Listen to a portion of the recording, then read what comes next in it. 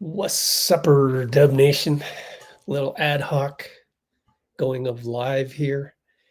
And I hope we have a few people on our Substack.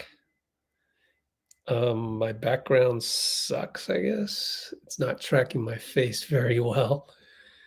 It's tracking, I think the blue doesn't match very well with the white sheet that I got on the wall behind me. I should probably get a green screen behind me. There's a thought. All right, but what are we going to do today? What we are going to do, I was going to do a video essay, and I still will. And we were supposed to do loveyourdubs.com. We were supposed to do the summit, but I've rethought that entirely. We will restart the summit on November 1st, assuming there's not a game. Let me check. It's not too far away. No, that's a Saturday and there's no game. So I will restart the summit, which has 30 interviews, and it might be 31 as of Tuesday. I think it'll be well over 30 at the end of it all.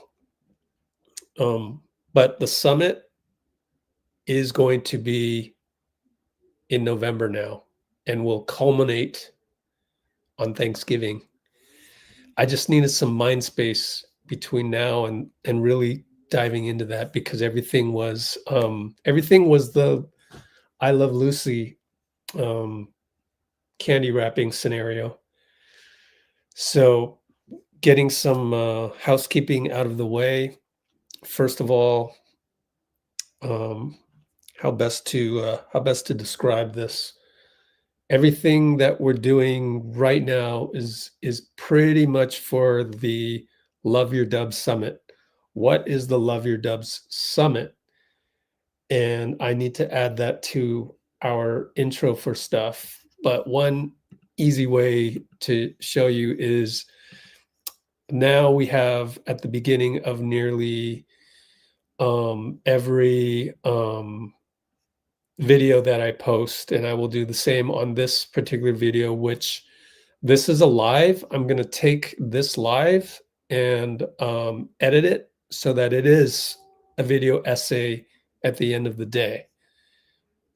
So that's what I'm doing. First off, let's put the back screen on. This is just the browser, and I wanted to show you the beginning of most of our YouTube videos. Here's an example. This is, I think there's an intro in this. Let's try it. Yep, here, I'm going to play this if it allows me to. Got the ad blocker on. So let's play the ad, get out of here. And let's refresh. Here we go. Ready? Ready?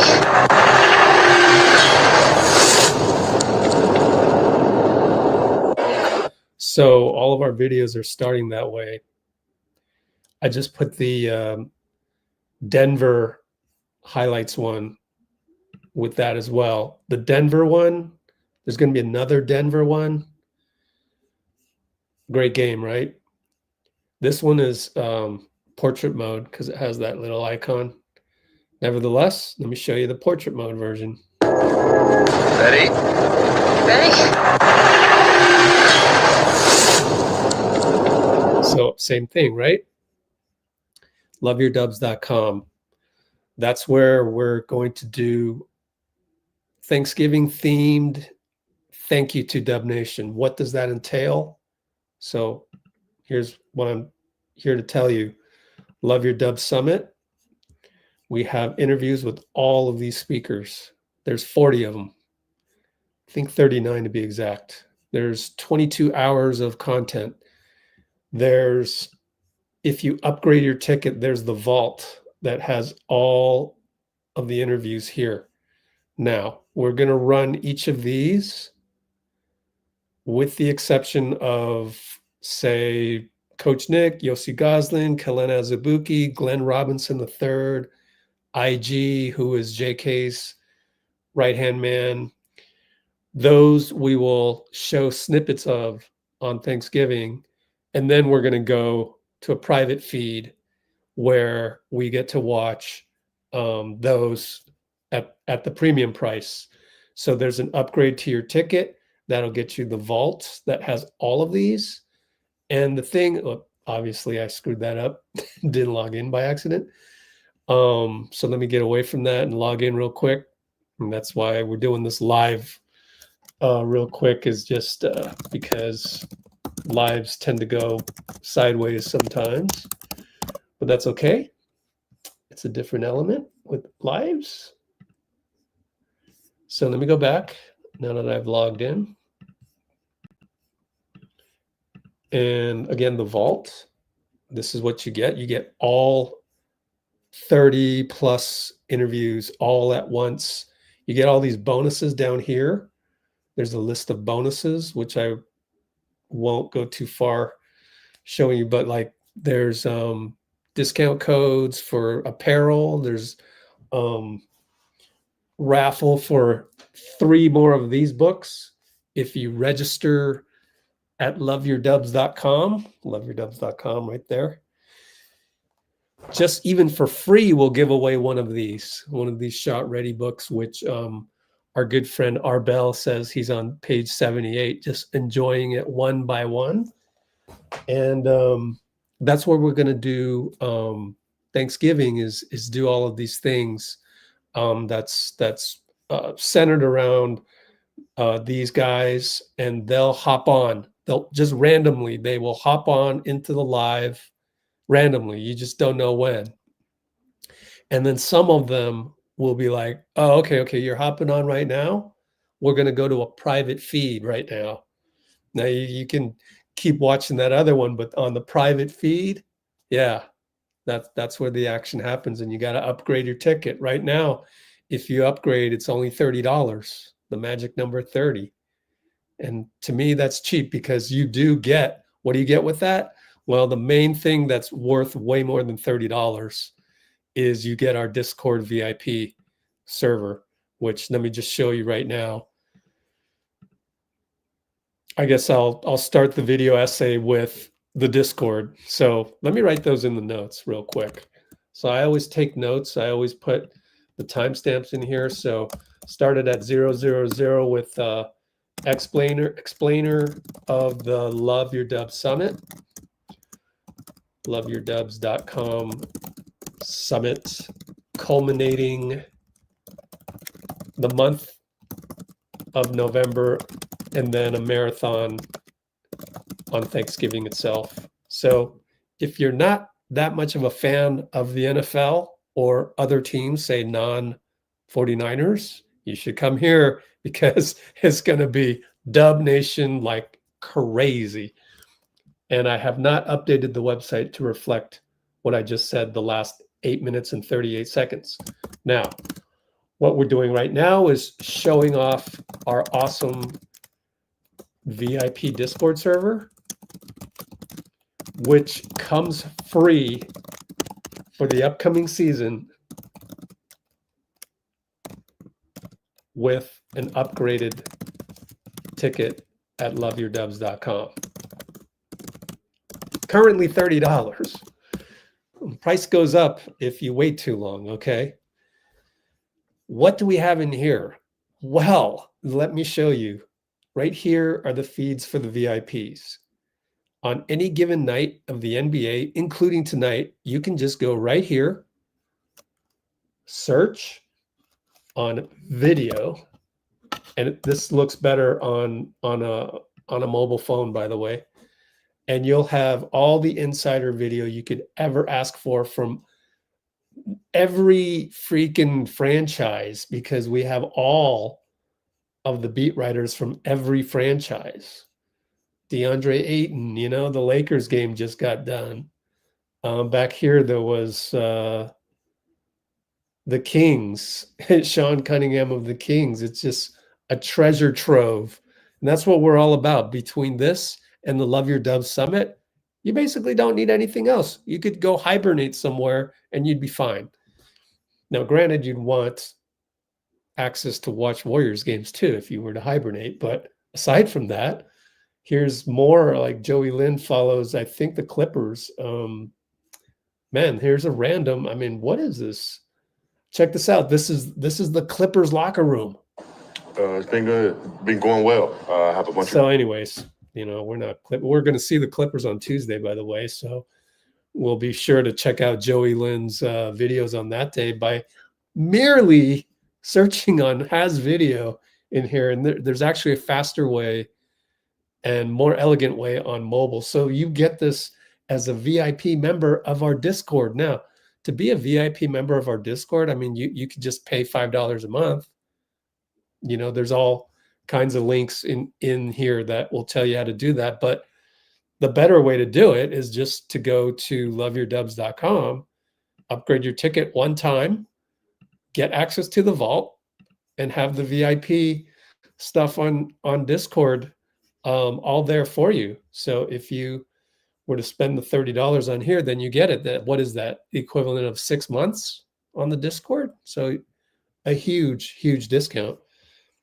Going back to the Discord, let's get into kind of the video essay part, which is I do want to talk about JK's sort of new relationship with Jimmy, but that's the thesis of this. But before we get there, let us dive into more of what happened today. Now, here's the Bay Area live feed, and you're certainly going to get, let me X out of the search today, obviously a trillion 49ers tweets that came in.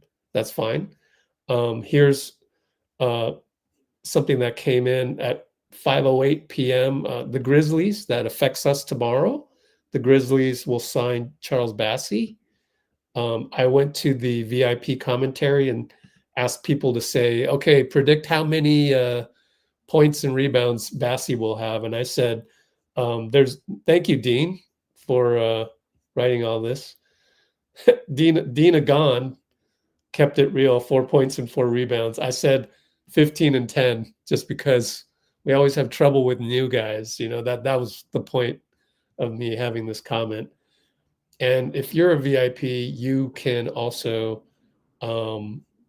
say what you want. Now, if you go off the rails and you're like on Twitter, as if you're on Twitter, like an angry Twitter guy, or, as Tim Kawakami, one of our speakers at the summit, he might say, Elon's people. If you're angry and you type in something angry in here, I'll just delete it. If you do it 3 times, I'll probably ban you from commenting on here and kick you off of the VIP and just give you a refund at that point. But yeah, we try and keep it high vibrational. But anyways, I digress. I have curated the news of today, and I guarantee you, this news you have not seen anywhere else. This is what makes our Discord server. This is what I'm really proud of, if anything, as far as being a Warriors journalist. Nobody else has this stuff. You can't tell me somebody has a peek at the Warriors family Halloween party. Come on now. Now this is really deep insidery shit. So you get this. Amy's here. Amy, this is why you need to get on the Discord, Amy.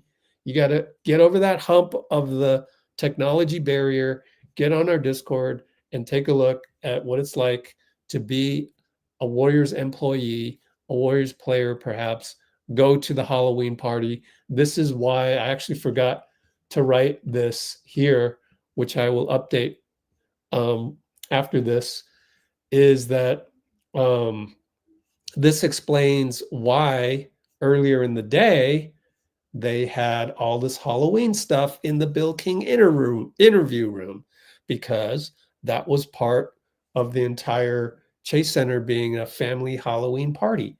So going in reverse chronological order, this is the latest post. That's the Valkyries mascot, Violet. And then there's one of the Warriors employees walking his toddler son through this. Now, I won't play this on here because of the background music that's copyrighted, so I'll skip it. But that's why our Discord, nothing comes close to our Discord. Nothing. Everything else might come close. You might have a super awesome algorithm.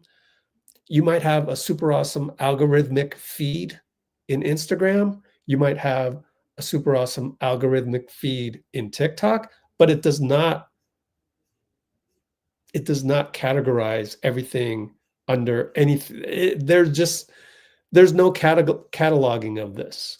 Like what we have here is just, it's nuts. And you can typically find this stuff in here. So like if we go here to Kerr and his staff, or maybe, no, I put it in corporate. So sometimes, you know, if it's a Warriors employee type thing, I'll put it under corporate. If it's Lacob, if it's valuing the franchise at $11 billion, what have you, I'll put it in corporate. That's why we have this little bank symbol here. But like I put it in here, this exact same one, peek at the Warriors Halloween party. However, you do not get access to that because that's premium content. So you got to click on this VIP channel to go see it, but it's all cataloged, right? All right, so other things that happened today. Festus Ezeli invited some people from Accenture to do a Warriors thing. Here we have the original video inside the locker room of Aaron Gordon saying that DJ D Sharp, who is also an interviewee of our Love Your Dub Summit, how he got, you know, hyphy with it, and then he scored 50. There's more content. Malika Andrews, who's from the Bay Area, managed to include this as part of her segment. We're going to take a look at some quotes that caught our attention and ask our esteemed. And Brian Windhorst got the fun quiz correct, saying that Aaron Gordon is from the Bay Area, and that's who said that one. And, you know, just all of these like little like obscure pieces of content that you're not going to find anywhere else. Here we have Juan Toscano Anderson, who's going to have this. Like the only people that have this are crazy people like us who treat Juan like family. Here he is doing good stuff in Italy.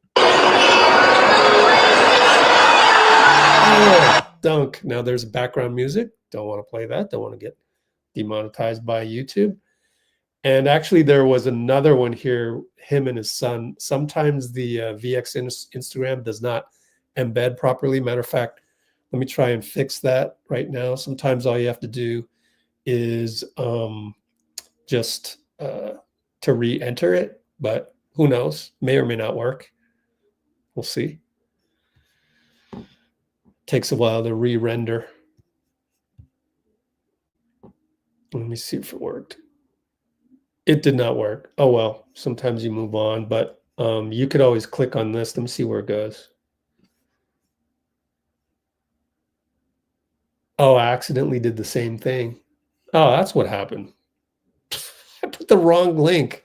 Here, let me fix that. This should be easy to find, actually. Let's see. Oh, here we go. Boom. I go there. I go there. Actually, it's in Juan's Instagram story.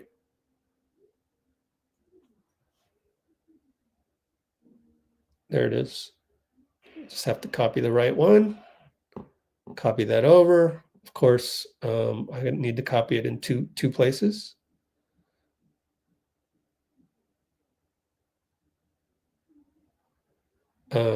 Fix that. Remember, I have not gotten to the actual thesis of this whole live stream, which is the things that I noticed between Jonathan and Jimmy. So stay tuned. I have just updated this, and let's hope it shows it. Boom, there it is. See, all it was a typo. Let's watch the one with his son.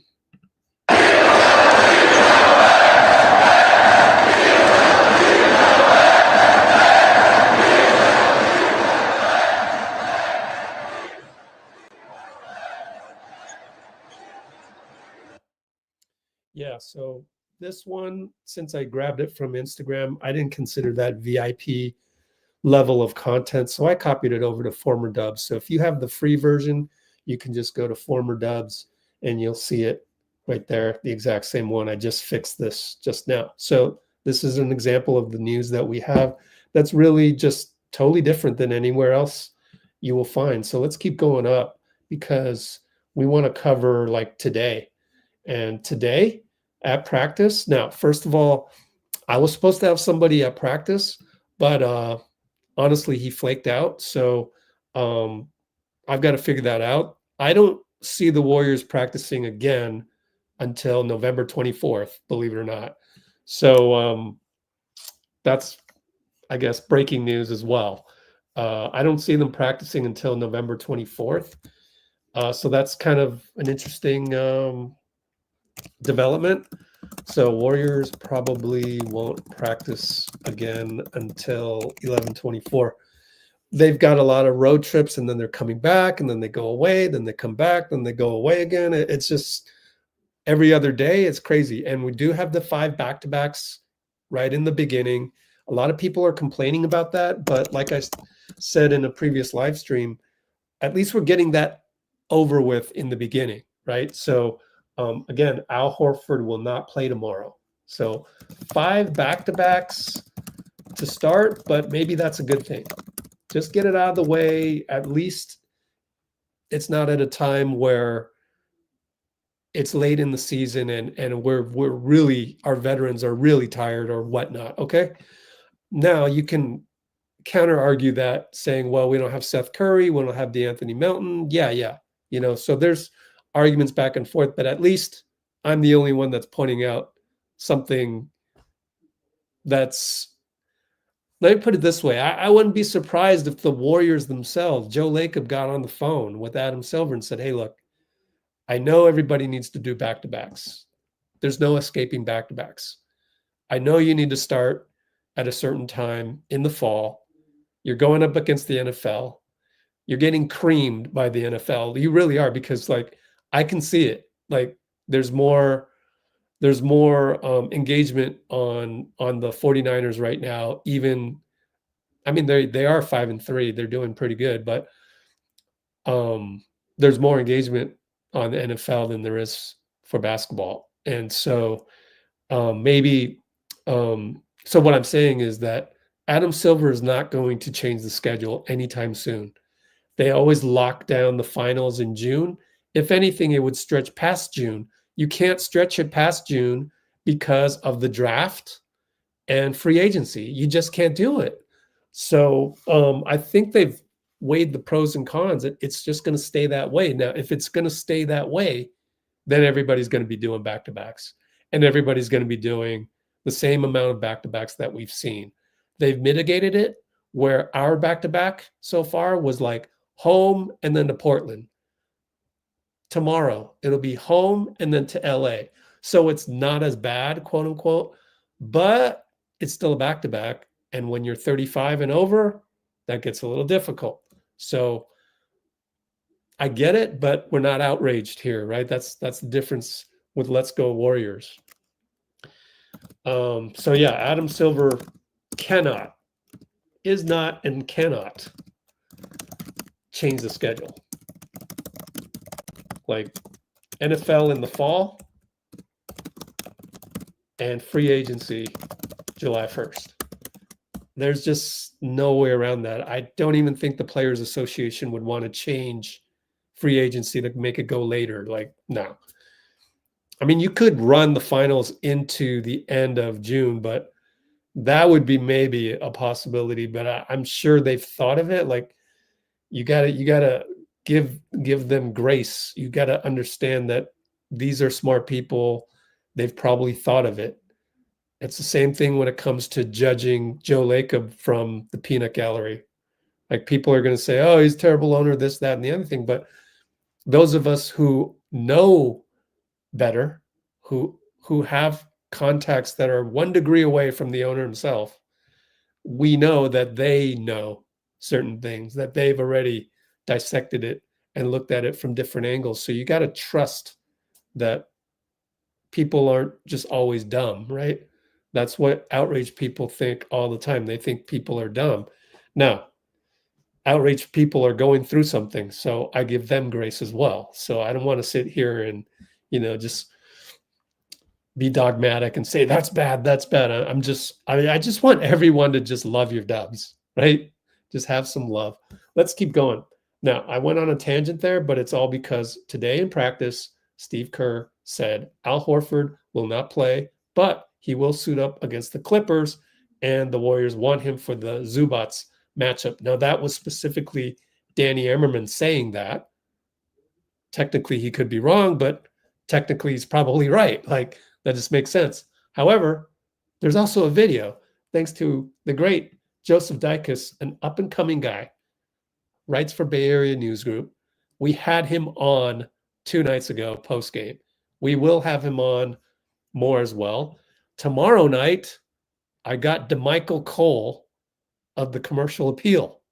DeMichael Cole, the beat writer for the Grizzlies, will be on tomorrow night with us pregame. Isn't that cool? Like, I'm really trying here. Like, we are making Let's Go Warriors and the Love Your Dub Summit and our eventual plans for some sort of behind the scenes insider membership, one step at a time. We are going to do that. It's going to happen. It's only a matter of time. Now, my guide not attending practice today kind of sets us back. Like, we are sorry, just dropped my remote, but we are the Brandon Pajemski of, Warriors coverage, like ups and downs, right? Ups and downs. We're learning, we're getting there. So the summit had an original date. I've changed it now. Sometimes we plan on having a guy at practice. Something happens. Now, look, I'll fix that. And I think I have a really good fix in mind. So we'll see what happens with that. But again, Joseph Dycus, one of the better reporters out there for the Warriors, always showing us the videos. I have not even watched this myself. I have not listened to the SoundCloud yet. So let's take a listen for the first time. Doesn't really matter. You just, whatever the schedule says, you play. It is, it's not ideal that we have 2 back-to-backs basically in the first week.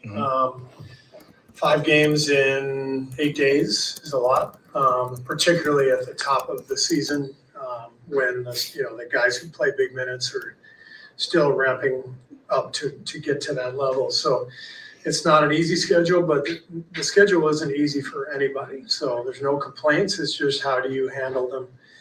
You saw the way we handled it in Portland. Nobody played more than about 25 minutes.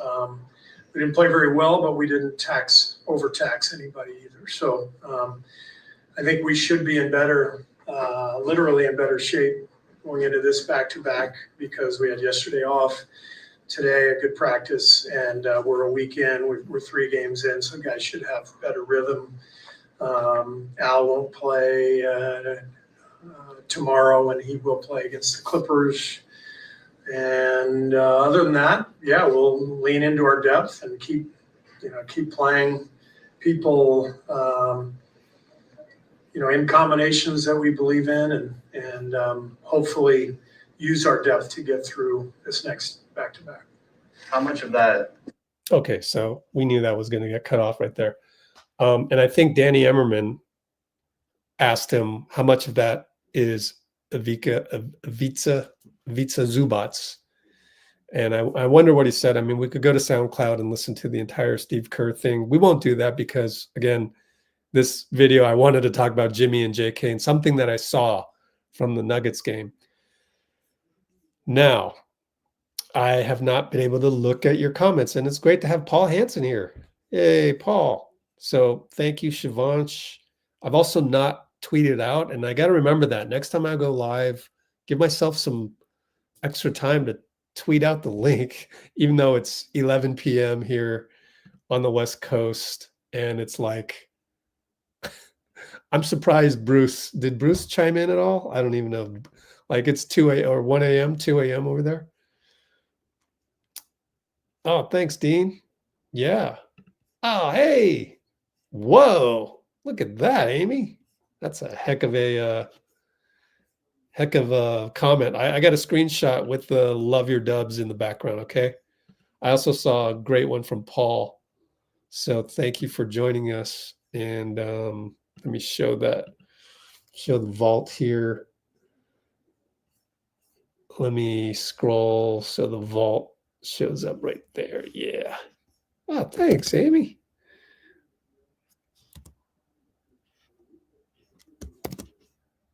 I will screenshot. And then I will do some marketing and hopefully convince you to stay live for me, because I do want to show you what I think about Jimmy and JK. Paul, let's show the Discord one more time. Show off our Discord a little bit here. Boom. Right there. Let's change the style to like that. Nice profile pic, brother. Let's see. All right. Let me send that to myself. And then, I don't know, what should I do? Play, okay. Maybe I will play the entire Steve Kerr interview from today. What do you think? That'd be good to have in the background as I tweet out the link for this live. There was also Gary and another great JD. Hey, that's a good one, Dean. Here, let's screenshot that and send it to him. Joseph. Here's a great one from Joseph himself. Right there.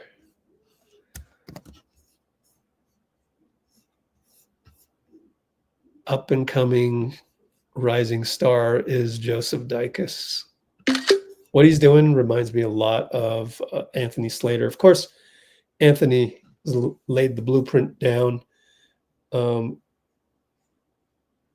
doing similar stuff for OKC when he went to OKC, when he was at OKC, then came over to the Warriors when KD signed with us. So with that being said, let me go do some marketing, as Pinky would say. And Pinky Lou, she's probably asleep right now. What was I going to do? Oh, browser. SoundCloud. Let's listen to Steve refresh this from the other day. And let's fill some time for you. There's also Moses Moody, who only talked for 1:45, and Gary, who talked for only 4 minutes, and Steve Kerr with, what is that? 6:48. Here we go with Steve, and hopefully it just dovetails right into Gary, but I don't know. Sometimes SoundCloud is weird. So where are we at? 33:30 mark.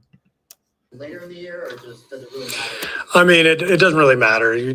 Whatever the schedule says, you play. Oh, we just did this. You know, it is, it's not ideal that we have 2 back-to-backs basically in the first week. 5 games in 8 days is a lot, particularly at the top of the season, when the guys who play big minutes are still ramping up to get to that level. So it's not an easy schedule, but the schedule isn't easy for anybody. So there's no complaints. It's just, how do you handle them? You saw the way we handled it in Portland. Nobody played more than about 25 minutes. We didn't play very well, but we didn't overtax anybody either. So I think we should be literally in better shape going into this back-to-back, because we had yesterday off, today a good practice, and we're a week in. We're 3 games in, so guys should have better rhythm. Al won't play tomorrow, and he will play against the Clippers. And other than that, yeah, we'll lean into our depth and keep playing people, in combinations that we believe in, and hopefully use our depth to get through this next back-to-back. How much of that decision with Al is based on the matchups, Memphis versus Clippers? Yeah, I mean, it's, we always take that into consideration. So, against Portland, that was a pretty easy choice dealing with Jokic. I would say this one is a much more difficult decision because Memphis, Jaren Jackson's obviously a great player, but we opted to play him against the Clippers. Zubats has given us trouble. It's a really big team. So that's the way we'll go in this one. And on those back-to-back games, when you are playing your regulars, but you might not want to overtax them, what is kind of like the score range you're looking at to be like, hey, like, let's shut it down, let's take it easy, versus let's put the pedal to the metal and try to go for a win? It's really a feel thing. We go into those games mapping out minutes, and you try to stay with it. I think we had Steph mapped out at 28 against Portland. We went into it knowing we were going to try to buy him 2 extra minutes per half. But that's always just a plan, and you throw that out the window depending on how the game's going. And if that had been... Hold that thought. Let's check how many minutes he played. Steph played... why is it Q4? Come on. All periods. Why does it default to that? 27. Yo, what do you know? That's interesting. I put that in the notes. 36-30. Steve said he wanted Steph at 28 minutes. Shave 2 minutes off per quarter, did he say? Per quarter spurt, let's call it. Ended with 27. Actually, 27 and a half from what? 27-18. So, yeah, round down on that one. Let's continue. Right game, we would have gone back to Steph, played Jimmy more, etc. But it's a combination of the score, but also the circumstances. 3 games in 3 cities in 4 nights. And then you feel the way that game was going from the late second quarter on. We weren't going to chase that one. Just what do you take away from the first week overall? Like you mentioned, 3 games in 3 cities in 4 days, going 2-1. Feel like it was a good week? It's a great week. We always we break the season into segments, weekly segments, and we talk every week about, let's win the week. It's a little bit like baseball. Let's win the series. If you win the series over and over again in baseball, you're going to win 90 or 100 games. If you win the week more often than not in the NBA, you're going to win 50 plus, and that's kind of... Hold up. 50 plus. Yeah, 5 out of 8 is 625. Shoot, how do I not know this? One of you mathematicians has that memorized. 5 divided by 8, 625. He's right, because 2 out of every 3 is 667. So win the week just like baseball. Oh, cool. I like it. Steve says, win the week like in baseball, win 2 of 3 series, which is 667. 50 wins out of 80 games is roughly 625. Ergo, that's a cool way to think of it. Goal. So given the circumstances, great week. I also liked that we were really exposed against Portland in some ways that I needed to be better as a coach and prepare our players better. And so that was a very instructive game for us as a staff. And so we were able to see some of the areas where we really need more work. What are some of those areas? Well, playing against switching for sure. Portland switched everything 1 through 5 when they went to their small lineups and their pressure. By Sam, I mean Sam Gordon, obviously. We didn't have good spacing. And so this is part of what, the early season entails is because you can't get everything in a 3-week training camp, but you get to see where your weaknesses are early on, and you can then really apply them or work on them and apply that adjustment. Hey, Steve. Based on what Joseph was asking earlier about the back-to-backs, is it kind of different, though, when you're playing an 8 p.m. game here on the West Coast versus maybe on the East, as you sometimes do? Is the back-to-back Yeah, different? and then playing the back-to-back, the second game at 8 p.m.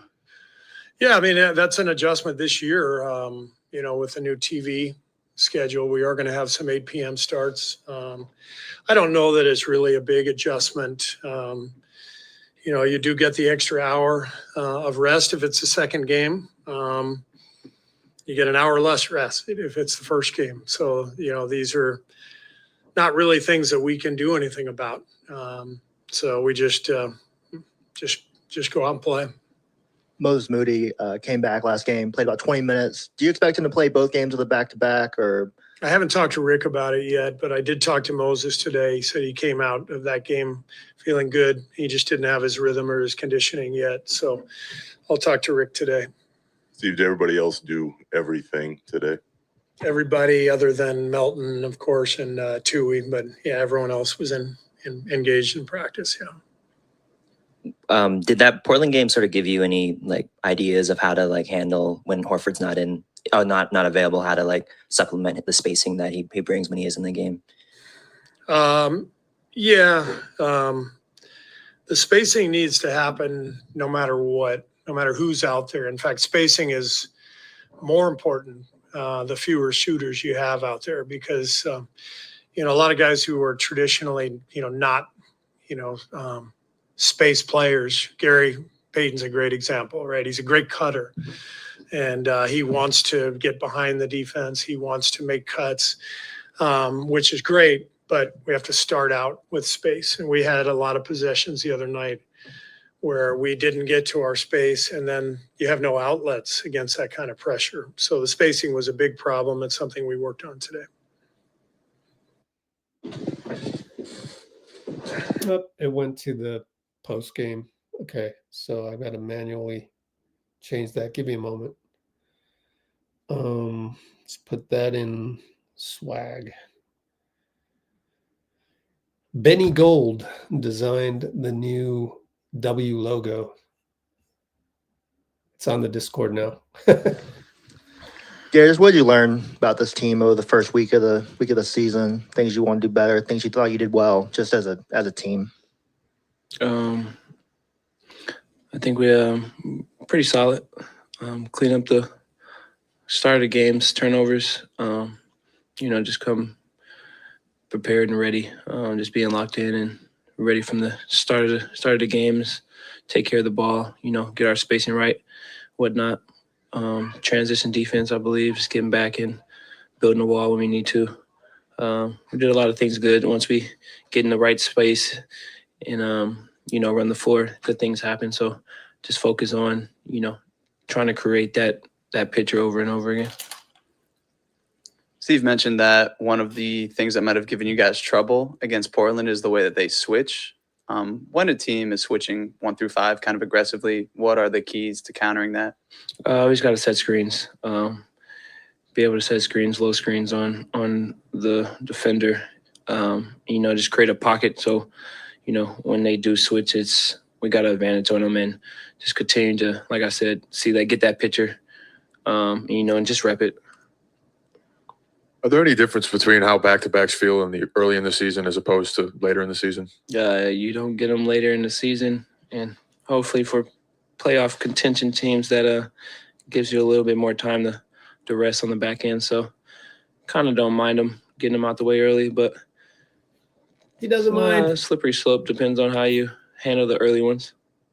Do you feel you guys are equipped to handle the early ones? Yeah, think so. Got a couple bets in here, so got to manage them properly. But I think we'll be all right. With the turnover, fixing the turnovers, how do you sort of distinguish between? Gary, do not use the word bet during this time of the NBA, bro. You know what? I'm sure Raymond Ritter had a talk with him about that afterwards, but little slippage there.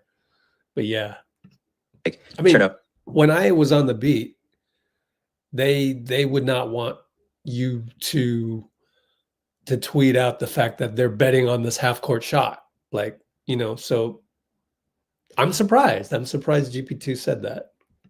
That are good and are getting the flow of the game, and turnovers that you just can't have. Unforced turnovers is probably the ones you shouldn't have. And just being patient, and that comes along with the spacing. Once we get the spacing, we should be able to clean up those turnovers and take care of the ball more.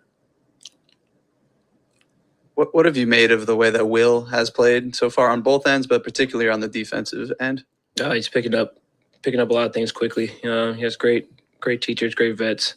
So it's been showing. Somebody, I think Steve said it looks like he's like in third, fourth year already. So that's pretty encouraging. And said 7th year. Maybe he told the locker room 3rd or 4th year. Who knows?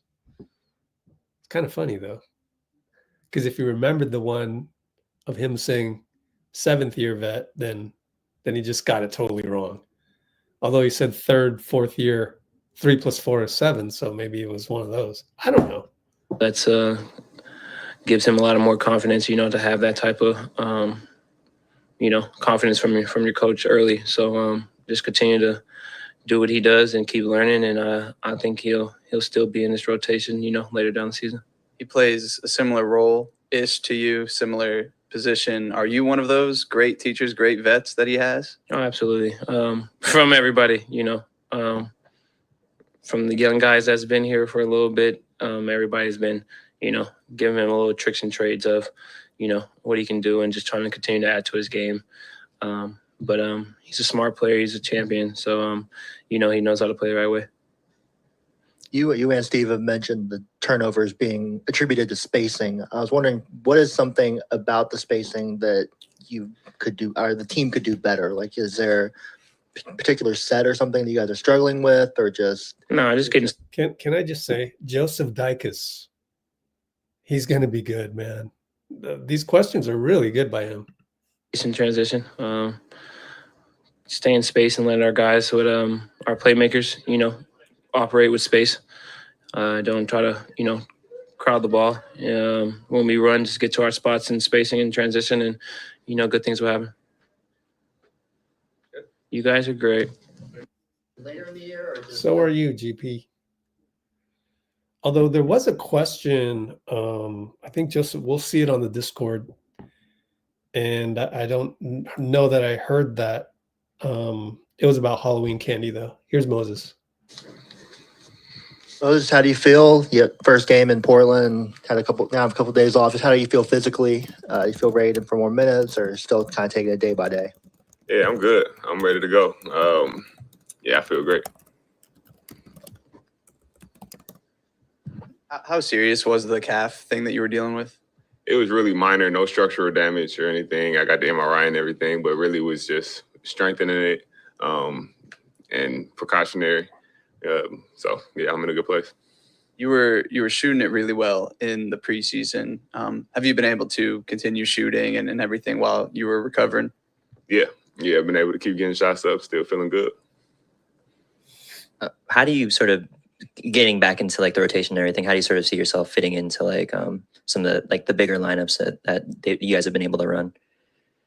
Yeah, controlling what I can, so bringing what I bring to the table, defense, knocking down shots, whatever the game calls for. So that's on me to do, and then the pressure plays itself out. When you're dealing with like coming back to like a lineup and getting your rhythm back, is it harder to like, get your rhythm like shooting, or is it harder defensively to get back into that flow? Good question. I would say just it's a different flow for different groups that you're on the floor with. So just finding your group, finding your role within that group takes some getting used to. But defensively, I think that's pretty self-explanatory. You once you got the rotations down, once you got the principles, then I think that comes back pretty fast.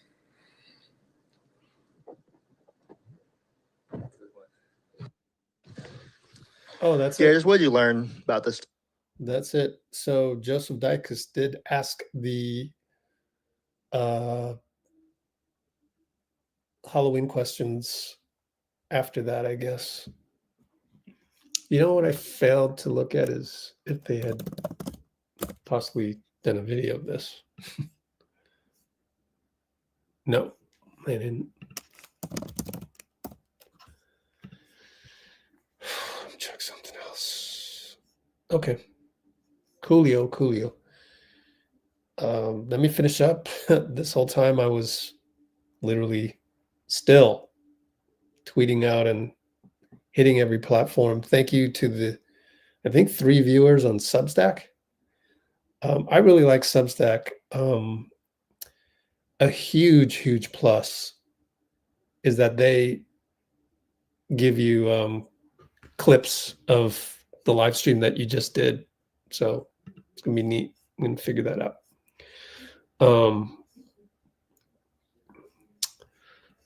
All right, Nieves is here and gone. Oh, right, that's right. Dean has the win 4 out of every 7 games. Yep, interesting. But if you win a 7-game series 4-1, then yeah. But your thing is mostly 2 weeks, because the 7-game series is over 2 weeks. So, but it's, yeah, honestly, it's a.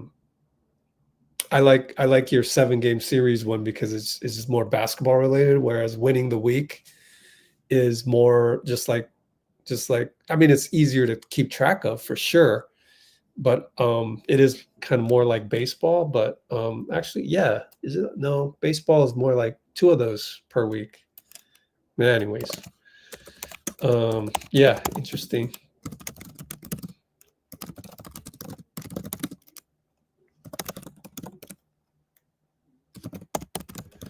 Okay, now the video essay shall begin. Where do I begin? No, wait, we're not done with Discord. So let me go back to the Discord, because part of what I hopped on live today was, holy smokes, we got 23 people. Wow. Be sure to hit the like button. Well, how many likes do we got? Let me guess. Less than half. Less than half. 10 likes. Wow. Guys, come on, hit the like button.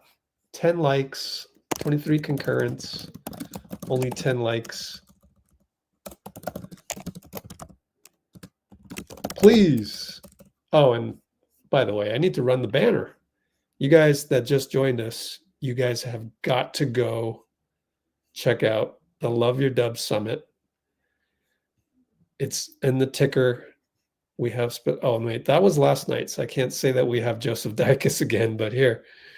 Register for free, transformational experience. Plus, you get all these little bonuses that I haven't had time to really tout just yet. But yeah, you guys go. If you're not going to hit the like button, go do that. But anyways, please hit the like button now. Do it now. You can do it. All right, let me go to Discord.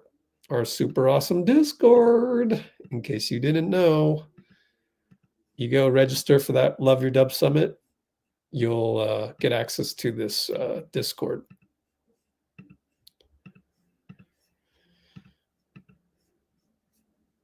Where's my Discord? There it is.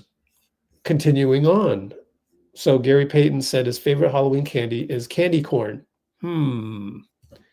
Okay. And Moses Moody said he doesn't eat candy. And then Steve Kerr picked Mr. Goodbar. Okay. What is your favorite Halloween candy? Let's go with candy corn, like GP2. Mr. Goodbar, which is that a dad joke? That's so old. I'm going to go with Reese's. And then I'm going to just throw in Snickers, because Snickers satisfies, right? Even though laced with sugar, I do not recommend eating any of those. Bad for you. Bad for you. Memphis Grizzlies planning to... Oh, wait. We didn't look at the video. Let's look at the video. Yeah, one more question. Oh,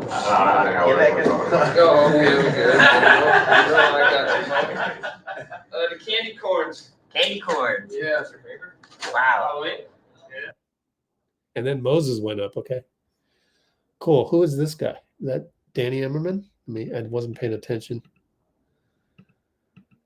Danny boy. Candy corn. Yeah, that's Danny Emmerman. And then that's Brett Winkler. The guy who will succeed Raymond Ritter, 10 years from now or something like that. I don't know. I don't know if he will or not. I'm just speculating. But it is out of respect for Brett Winkler. Very good guy. He's actually improved as a PR guy over the years. He really has. If you just ask around, I'm sure he probably would cringe a little bit if he heard me saying this, in terms of like, people talk about people. I know I get talked about every now and then. You never know. But hopefully they've jumped on one of these lives and realized that I'm totally different than I used to be. Way more understanding of the big picture. And pretty happy with everything. So can't complain. We have 0 votes. Wow. Okay. Nobody wants to vote. Nobody likes any of those 4. All right. Well, fine. The Memphis Grizzlies are planning to sign center Charles Bassey via hardship exception because we won't see Jerome. Breathe a sigh of relief, because Jerome is like Evan Fournier 2.0. Oh, I got to put that in the notes. Jerome is like Evan Fournier 2.0. In other words, he torches us, and he normally doesn't torch other teams. Well, they do. They do torch other teams. We just don't happen to be watching those particular games. We just know they torch us. Scotty Pippen Jr. is out. That's also, quote unquote, good news for the Warriors. Don't mean to, say any injury is good news. What I mean is that Scotty Pippen gives us trouble. Scotty Pippen out. I've been so impressed by Scotty Pippen Jr. last year. He's has given us trouble in the past. He played so well. Just go back to the last, Memphis Grizzlies live stream that we did, the watch party. You will see me praise him over and over again. Hey, Pinky. Hey, we were just talking about Pinky. No, we missed you, Pinky. That's why. I don't even remember how you came up. It was more like, oh, where's everybody and all that. So,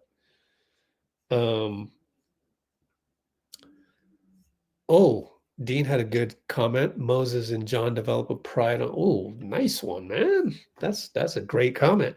Moses and John. Jonathan Kuminga? I hope that they develop a pride on defense. Yeah, I gotcha. Ooh, yeah, actually, yeah, I wanted to talk about that as well, my friend.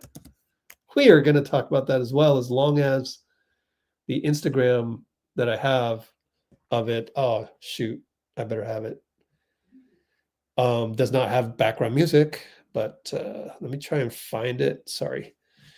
Accidentally hit the Facebook icon instead of Discord because they're both similarly blue/purple.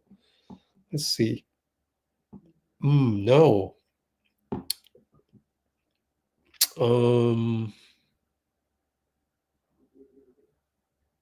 I know where to find it though. Luckily, I memorized where I saw the incredible behind the scenes reel. Incredible. I'm going to put it in the previous Jonathan highlights. Let's see. Leftover. Can't spell leftover from GSWLAL. JK trying to guard Luka. Some good, some bad.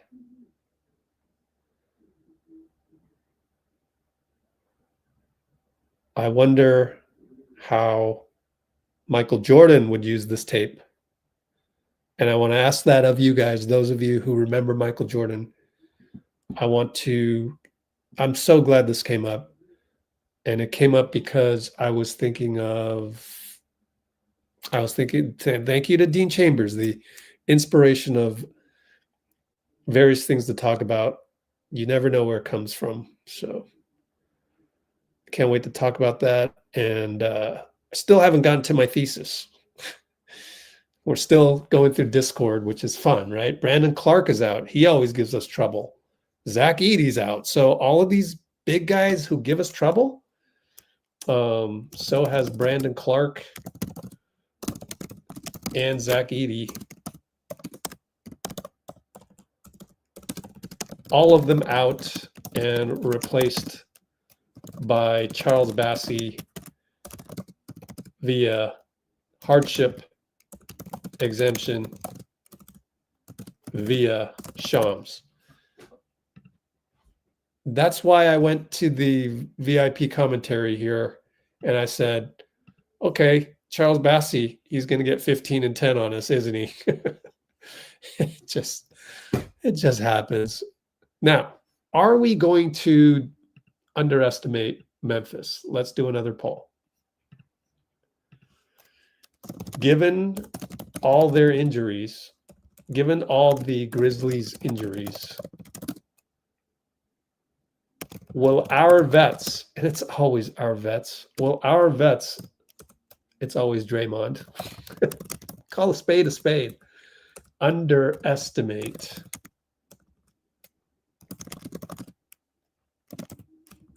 them tomorrow night? Yes, no, I don't know, maybe abstain, whatever you want. But I think we will not underestimate them because we got slapped in the face by Portland. So that was my poll. Let's see.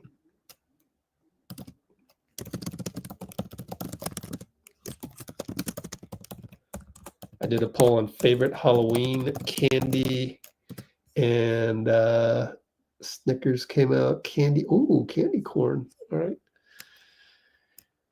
After we found out from Dycus that GP2 loves candy corn and Steve likes Mr. Goodbar. Mr. Goodbar. Oh, Steve. And yeah, stay safe with the hurricane, Kimbo. Let me get back to the lecture at hand.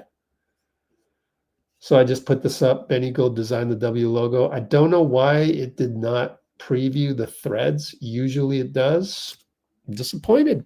I'm honestly disappointed. Let me try something. Usually all I got to do is just wait, let me make sure I got the JK video on there. Ooh, yeah. Ooh, this Discord, man. This Discord is the bomb.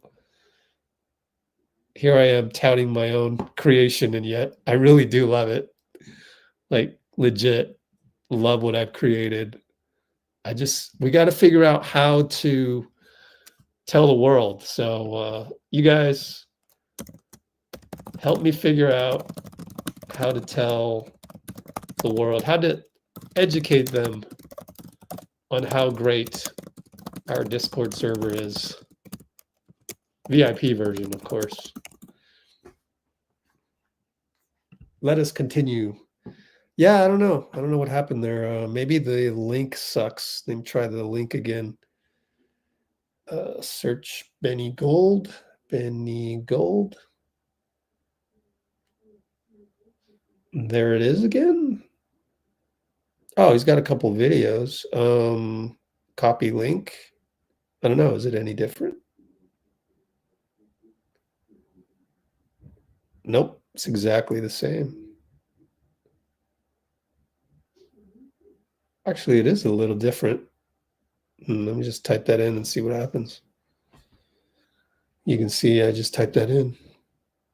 I don't know. I'll just leave it there. Screw it.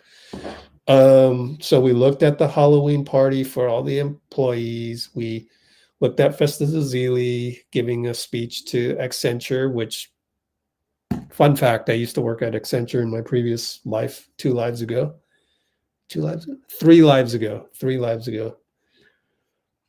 We looked at Juan Toscano Anderson in Italy. We just looked at this. and we discussed how all these guys are out for the Grizzlies. Change this back to bubble style. Actually, I'm going to get rid of that because I want to do that and come back. Okay, what do we got here? All right, Dustin Bensley. Hey, new one. We got to get Dustin back. Dustin. Go register for free at loveyourdubs.com. And I promise you, you won't regret it. Because we want more people that actually love our players. And I promise you that you won't regret it. It's so hard to find you guys. And yes, you can come on here, hop on one of our live streams all the time, but life happens fast and then we lose you. And, I really want to have people who love the team stay connected to each other. So please register that I promise you it'll be worth it. It's just register for free. And then you can upgrade to the ticket if you want, but even if you don't, I'll give you another chance to upgrade later, and you don't have to. It's just that if we have all of us together, we can do some good things out there. We can really change the world, honestly. But I digress. Let's move forward. Before that, we had, did you all see Joseph Dycus yet again coming up with a clutch snippet of Jonathan? And I want to make an Instagram reel out of this. Here you go. Man, you have them. It just happened. It happened quick. I wasn't expecting me being not open when I took that first step. But I was out there and I was like, it's my chance to try. And obviously I ended up doing it. But it was like, so very low key by Jonathan, as we've come to expect when it comes to his spectacular play and whatnot. And he's always even keeled like that. And where did we learn that? We learned that from his right-hand man. Might as well go on a tangent here. And since we got Dustin in the chat, let's throw up the Love Your Dubs vault screen, because one of the people we interviewed was none other than JK's right-hand man, IG, right here. There goes IG. If you're on Instagram, you know exactly what that means. If you're not on Instagram, I highly recommend you get on Instagram. It's like, that's where the NBA is. That's where you can connect with people. That's where you become 1 degree away from them. That's where I have all this content of, honestly, Jonathan's family. It is a public profile, his wife. I'm not going to reveal it because I don't want to be the one. Like, suddenly everybody knows who Jonathan's wife is on Instagram, and IG is wondering who let the cat out of the bag. Let people find her themselves on their own. And it's like, oops. No, I don't want to be that guy. Of course, I found her on my own through my own ways. So, but I'm not going to reveal it. But I will share what I see publicly posted, because I think still falls in the realm of news reporting, and it will go on the Discord, certain things. Now, I'm not going to go out of my way. I'm not going to go, freeze frame on a picture of one of their kids. No, like, we want to prevent the sickos from gaining access. But I do believe that it helps us connect with the team more, helps us love your dubs more, all of the stuff. It's all related. So it's just to get us more connected with everybody in Dub Nation. So I always have a big smile when I talk about these things. So yeah. Jibu Nji. I just butchered his name, but yeah, we talked to him, and he actually revealed in the interview that happened a month ago. Oh, I'm going to start Jonathan's YouTube channel. Well, he started it already, and I didn't get to break the news because the summit, I had to relaunch this whole thing. And this, as of right now, this website is still old. I need to stay up all night tonight to upgrade some of these things that are happening on here. And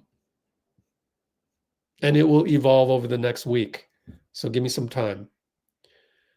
Bottom line, you will not be disappointed. You go register for this, loveyourdubs.com. It's free. And there's even a money back guarantee should you decide to upgrade the ticket. Now, if you decide to upgrade the ticket, we have 3 more raffles. We're going to do 1 raffle of Shot Ready. We have 4 of these. They're right over there. I got 4. These are heavy. So I'm going to show you one. But we have 4 Shot Ready books, one of which we will raffle off or give away. Raffle is a bad word online, honestly, but you're not supposed to do raffles. You know, the IRS doesn't like that or what have you. I don't know. Whatever. We're doing a giveaway. And we're doing a giveaway to anybody who registers for free at loveyourdubs.com. $35 book. And we have 3 more books for those of you who upgrade your ticket later. And you got until Thanksgiving to upgrade your ticket. We're going to do the raffle. Oops. We're going to do the giveaway. My bad. We're going to do the giveaway. If you work for the IRS, please pretend you didn't hear that. We're going to do a giveaway on Thanksgiving. And then you also get access to the Discord. It's just like so many things. Let'sGoWarriors.com Substack, free subscription to that, even though you could just go there and sign up for free. I get that. But like, just to make it easier for everybody, everything is through loveyourdubs.com. Okay. Oh, Isaiah. Oh, heck yeah. Guess who I was rooting for? Check this out.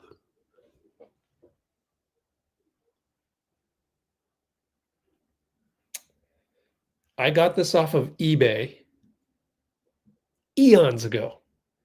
Do you know which championship this represents? 2004, my friend. Says right there. 2004, if you can read it. Oh, yeah. I mean, it happened to be 2004. No, but I was rooting. You know, I'm never going to root for the Lakers. Never. So we were diehard Pistons fans back in your day. And so for that reason alone, go to loveyourdubs.com and register. Again, it's loveyourdubs.com. It's not let'sgowarriors.com. Although you could go there too. Yeah. This little, always needed one of these, right? Now they're a dime a dozen. You can find this all over the internet. But back in the day, they were rare, super rare.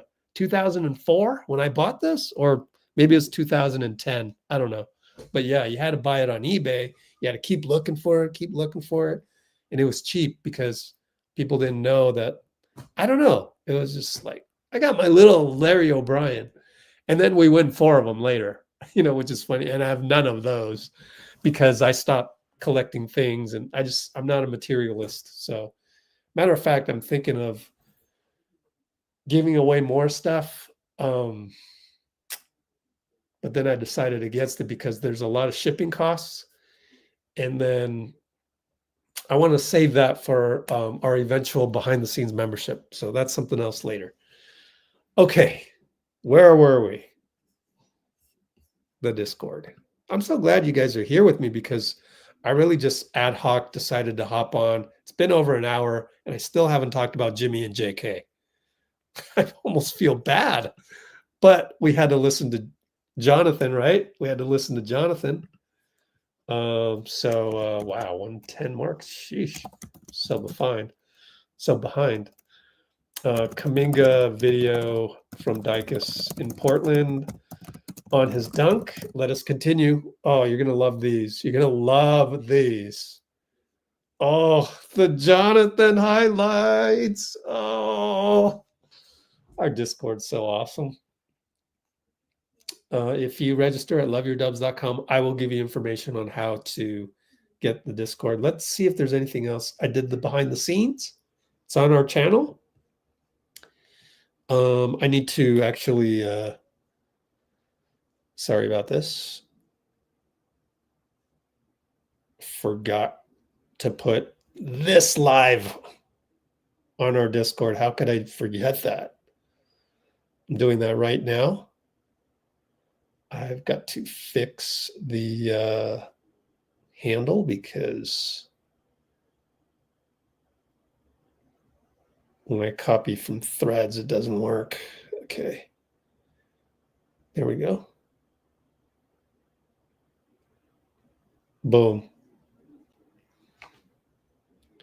I should have put the, actually, yeah, I'll do that.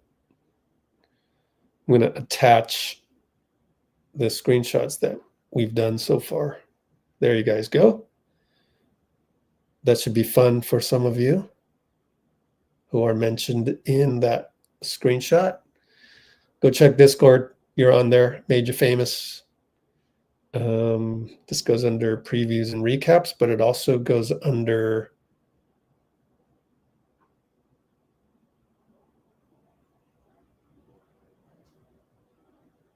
whoops.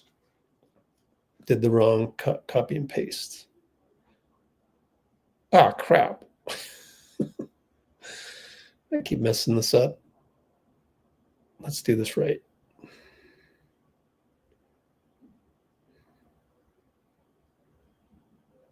There we go. Fixed. Copy this into previews and recaps section for all the people stuck on the free version of this. And of course, Jimmy and JK sections or channels is what we call them on Discord. JK's channel. Okay, so I put them all in the free version now, so you can see, like, for example, in the Jimmy channel. Ernie the Man. By the way, did you guys hear? I didn't post this just yet, but wait a minute. I didn't put Ernie. Oh, that's weird. Oh, maybe I don't have Ernie's tweets going directly here. Well, there's this other thing. Let's see. Maybe it just didn't work. Did he delete it? Hang on, guys. Well, there was this issue.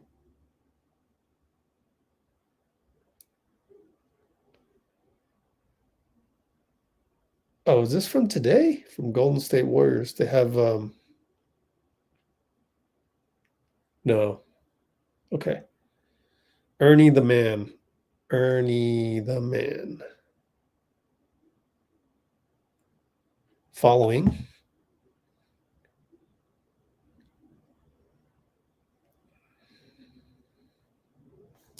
Okay. Anyways, I'll catch up to that later. I can't believe the tweet didn't come through on here. Sometimes it misses it once in a blue moon. I didn't post on IG. Pinky. I know. I totally forgot. I always forget IG because it's a little different. Like tweet, thread, Blue Sky, Facebook, they're all the same. And then freaking Instagram stories is totally different. Let me do a quick story on that. It'll take some time. Let's catch up on comments. Magic Johnson.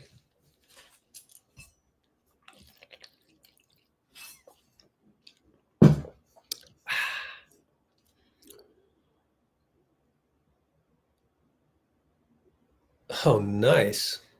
Love it. Yeah, I know. It's 2 a.m.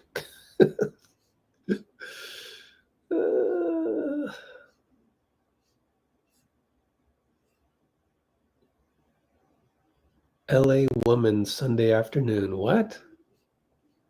Man, out of context Dean is just, you might as well be what? Sumerian. I do not understand anything you say.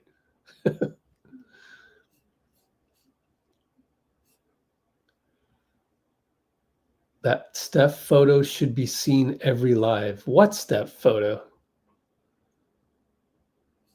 What are you guys talking about? Man, that Steph photo. I haven't even talked about Steph today. Gotta win so Jay can do the gritty. Oh, man. Okay. I have night classes. That's a good screenshot. Where do we put it? What should I put behind it? Let's put oh, this one. Yeah. Okay. And then next up will be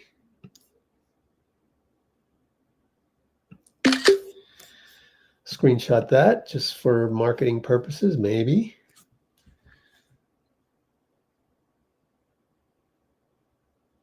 Yo, photo grid, too many ads, bro.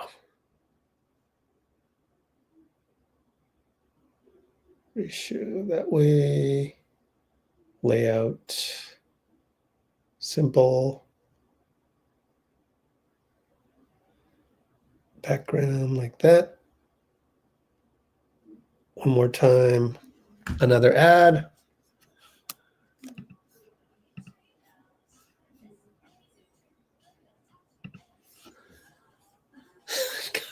So Drake can do the gritty. I love it. We got to send that to Draymond right now, right this minute.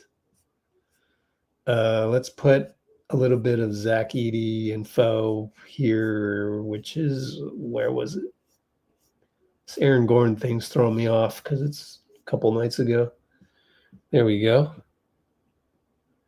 Yeah. Boom. Let's get Pinky there. Yeah. Yeah. 26 concurrents. Wow. On an 11:44 p.m. live that I wasn't even going to do. Refresh. Likes. 14 likes. That's it.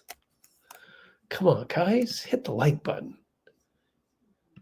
Okay. If you're going to register for free at loveyourdubs.com, then I'm okay with not having likes. But 26 concurrents and only 14 likes. Either hit the like button or simply register for free at loveyourdubs.com. One or the other.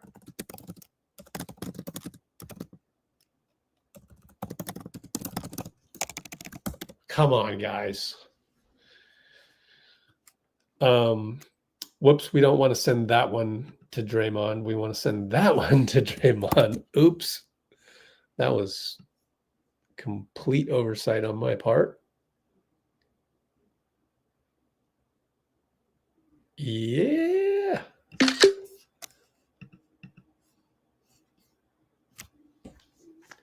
And then let me finish up this. Oh, cool. Save that. Get my URL.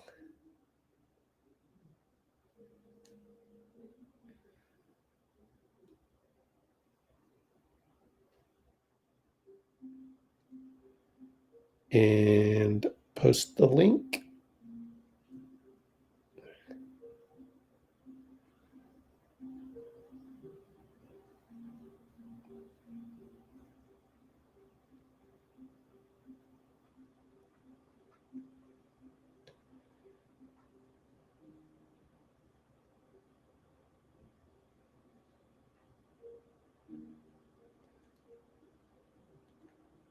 Need a tap button.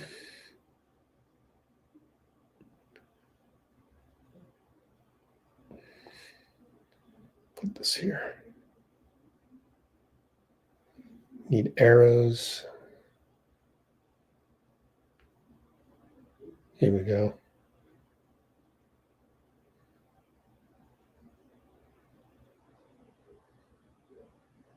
Should put that a little lower.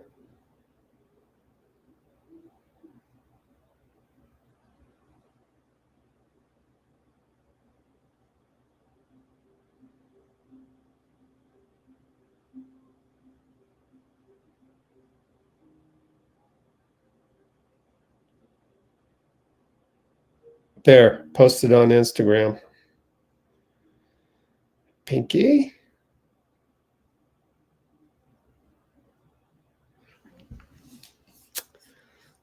Today's your birthday. Oh, I thought you said good night. Well, glad you're here for your birthday.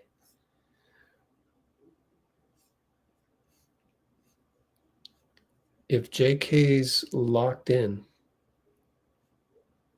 is he not? Computer engineering. Well, I was electrical engineering, computer science, believe it or not. Yeah, older brothers. Okay, I think I'm caught up. Oh, wait, no, I'm not caught up because I wanted to send that to Draymond. Yeah. Let's send it to Draymond. Story, save that.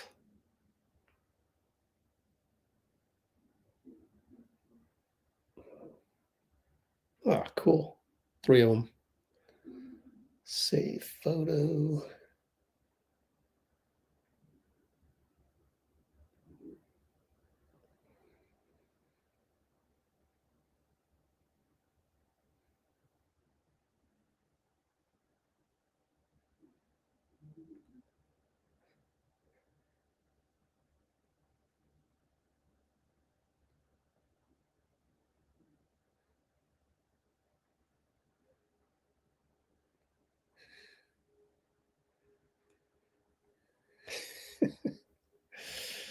Oh, yes. Wouldn't that be perfect? We got to win the game first, but still.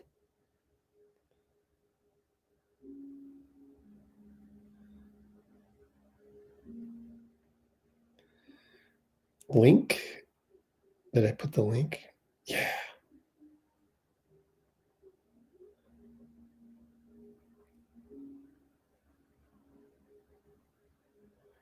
On our YouTube channel.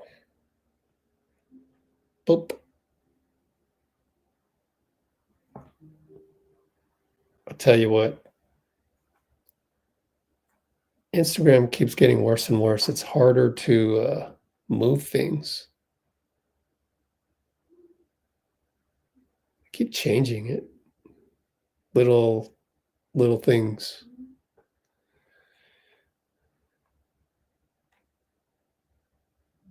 Generally speaking, I find everything Facebook and Instagram very cringe. Especially the Instagram CEO. That guy's cringe, man. Super cringe.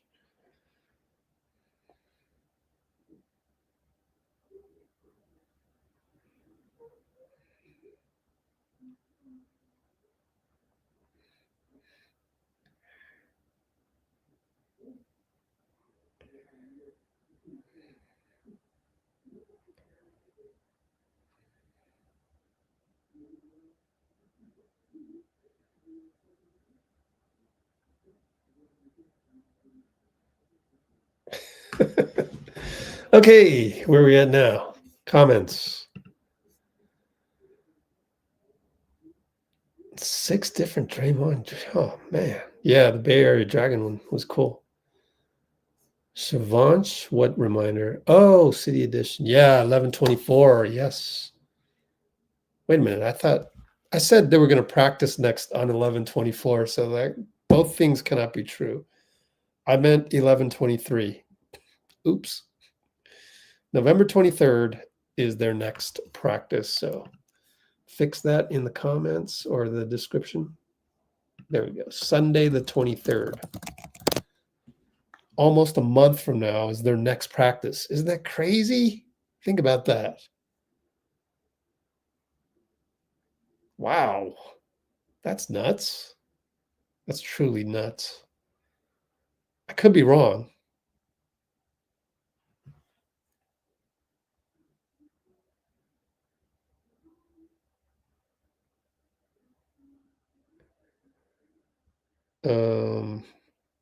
Let me put that in the live highlights.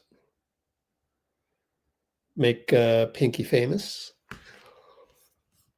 What else were we talking about? City edition jerseys. I know. And we have the guy that, lo and behold,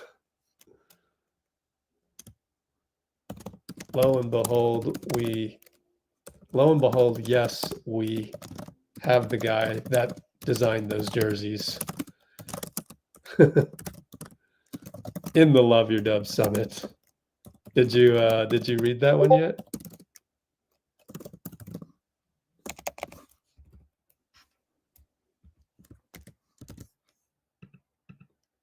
Dustin Cannelin, that is. Go look him up.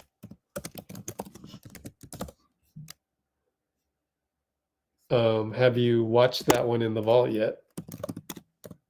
Have you watched that interview in the vault yet? Go see loveyourdubs.com if you don't know what the vault is.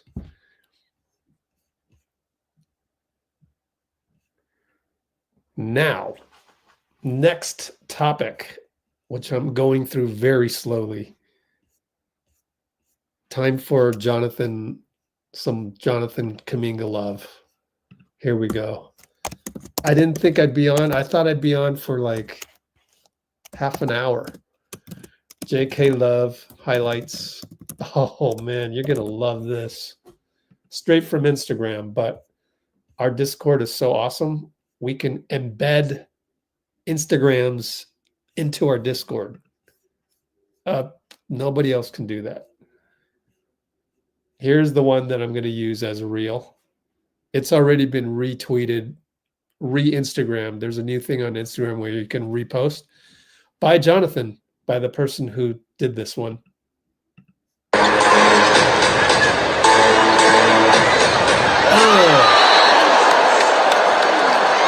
Oh, that's nasty. And here somebody used the exact same video.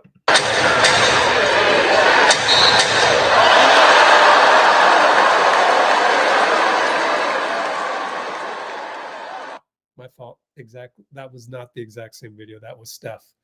It was the same person who posted the previous one, obviously from the angle you can see that. I just forgot. Here's another Jonathan one. Now, this one has music, so I need to mute it. But if you can find it on Instagram, oh, wow.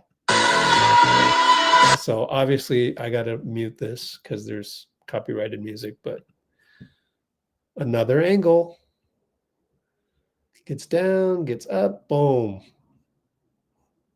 So obviously the slow motion and the music on Instagram, that's what makes Reels and TikToks. So pretty nice, but I can't play the music for you.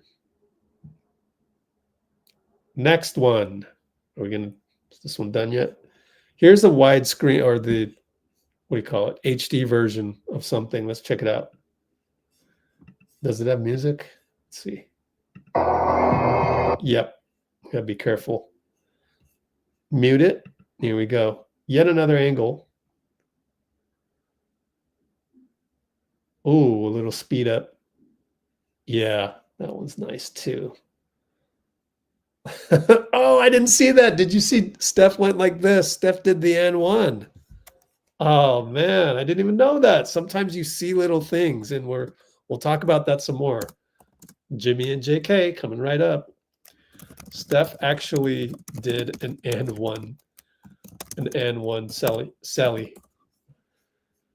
And finally, this is Luka. This reel is dedicated to Luka, but I thought maybe you could dissect this with me and make some recommendations to Jonathan. I think Jonathan has the ability, if he really wanted to, and maybe he's a couple of years away from this, because remember, this is his 5th year, but he came over to the United States at age 13. That means he's about 6 years behind, because everybody that I talk to that has any association with AAU, they all say that they start at 7 or 6 years old. Coach Nick says 6 years old. So technically, Jonathan is either 6 or 7 years behind the average American NBA athlete. So now you would think that once you get to the NBA, the growth rate accelerates. Like Taron Armstrong is now buffed. Steph Curry's buff. Like you get 100%, 110% attention, and the experts, and you have the best medical staff possibly in the world, so hopefully it accelerates. So my point being, on this clip that we're going to see, what can JK do better on defense? I look at these clips and I think back to Michael Jordan, because they're both similarly athletic. Michael had a 48-inch vertical. During the broadcast, Fitz said that JK's vertical was 45. Highest measured, one of the highest measured in the NBA. I don't know if it's the highest. We'll have to, somebody go research that. Give me the top 5. Okay, so what can JK do to emulate, say, Michael Jordan on defense, to be able to play better 1v1D on Luka? Reference Luka clip or Luka reel, because this is going to be in slow motion. I'm going to mute it so that the music is out. Here we go. Listen to the music. See, obviously I can't play that.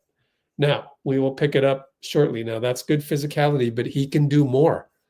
And I'm wondering if anybody remembers Michael Jordan on defense, because that's where I thought he's better than Kobe Bryant, stronger than Kobe Bryant, longer fingers than Kobe Bryant, but the timing was just a little bit better. And it's funny, but this style of play from Luka is very 90s like. So I think this is relevant. It's dribble the shot clock out of the ball and just go one-on-one. So it's mano y mano.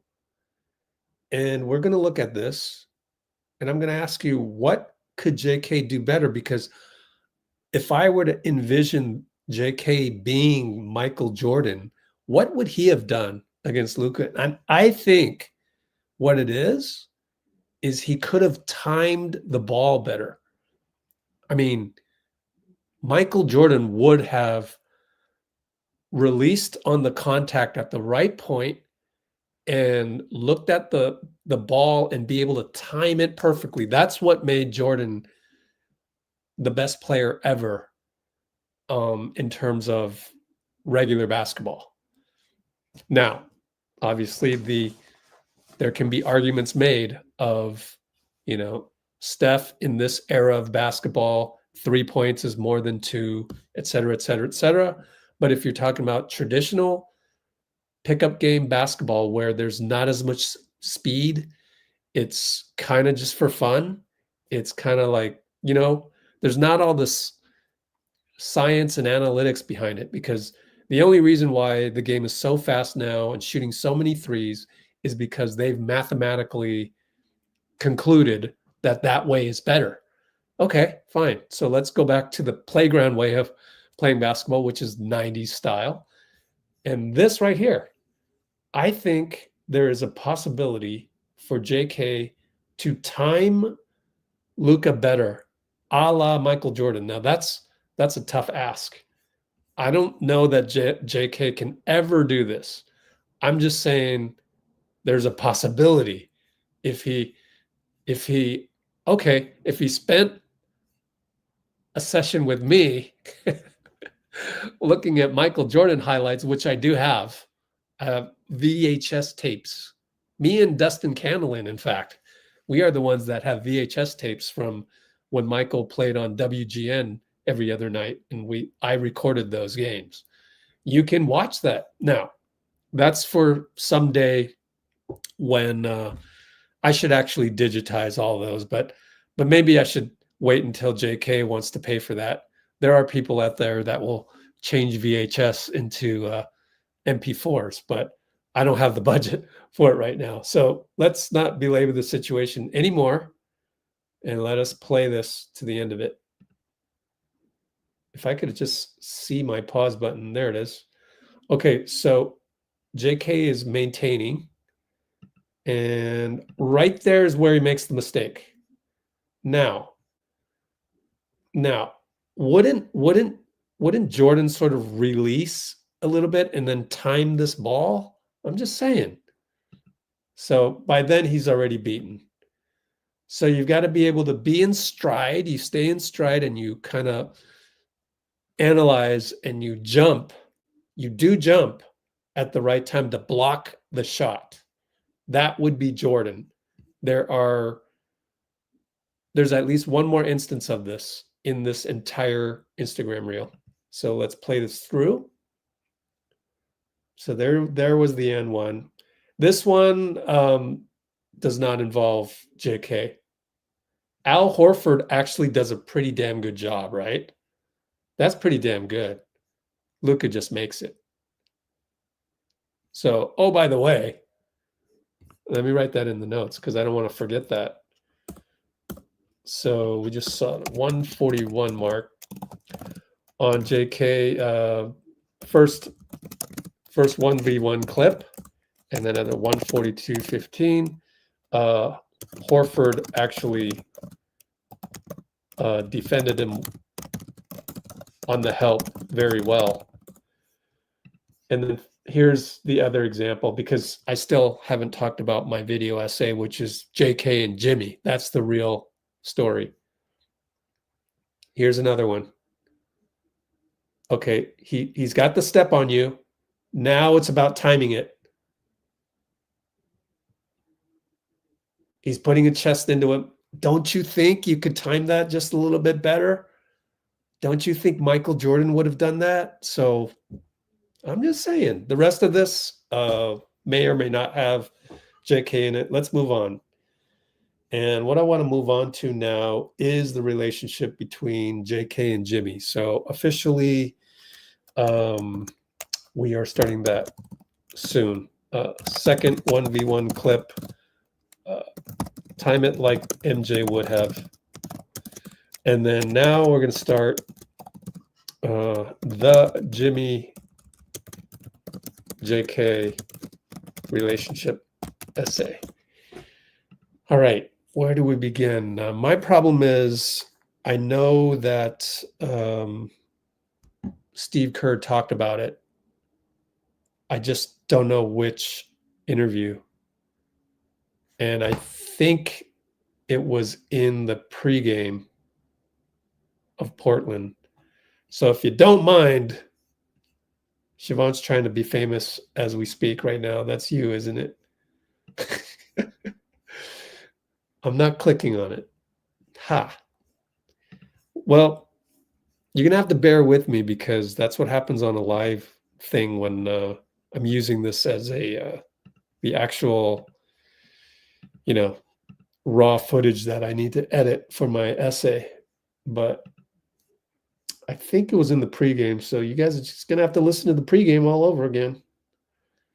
Let's go here. Pregame from Portland, and if it wasn't Portland, then it was probably Denver. Steve, what's the plan for Moses tonight? Is there any kind of restrictions or anything for what you can do? 20 minutes, kind of, give or take. Are you in like a if it's not broke, don't fix it type thing with your starters? Right? That's usually, how I've operated. So, But, you know, as I have told you guys, the Draymond at the 5 thing can't be an 82 game, you know, thing. So we have to take every game and factor in everything. And so even if we were fully healthy, there's no way we would have the same starting lineup all year. Steve, what do you know about Tiago and how he might approach coaching? I met with him in Paris last year during the Olympics.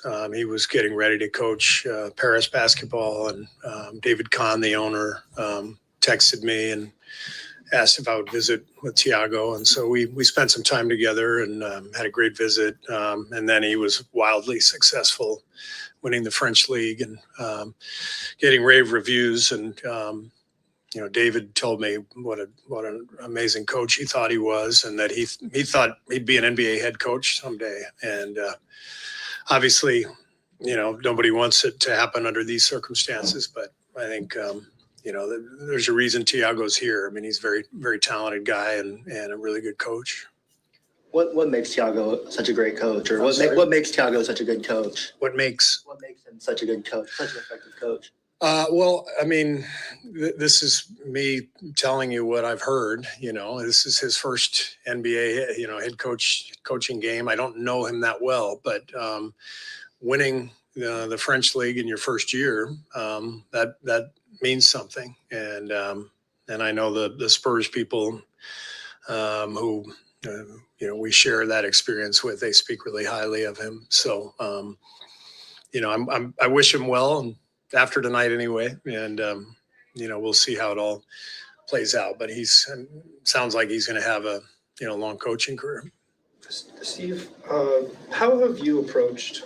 You know, nothing's comparable to exactly what's going on here, but sort of when you guys were at the center of some off-court stuff with Draymond and Jordan Poole, like, how do you sort of rally the guys to focus on basketball things? Like, what was your approach there to kind of keep the focus? I don't think there's a formula. I think it's just the consistency of the communication with all of your players, the relationship. You know, as long as the guys know you care about them and you think about them and you want the best for them and you'll work with them to get to that point, then when you do run into adversity and different things, life things, you work through it together. So there's not a blueprint or a formula. It's just human relations. Jimmy, Draymond, and JK as a trio, it's pretty similar sample size so far this year to last year, but obviously performing much better. What would you attribute that to? Well, I think JK has really matured and is recognizing situational stuff better, understanding his role next to those guys.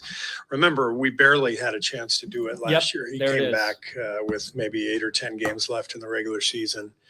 And Jimmy had been playing for 20 games, and we found a groove and a rhythm. And, you know, when I did try to play JK as a reserve at the end of last year, it was, you know, it didn't flow very well. And because we were in a groove, we kept doing what we were doing. So I think he has the benefit this year of having a whole training camp with these guys, but also having more experience under his belt. And he's come back in a great place, you know, emotionally.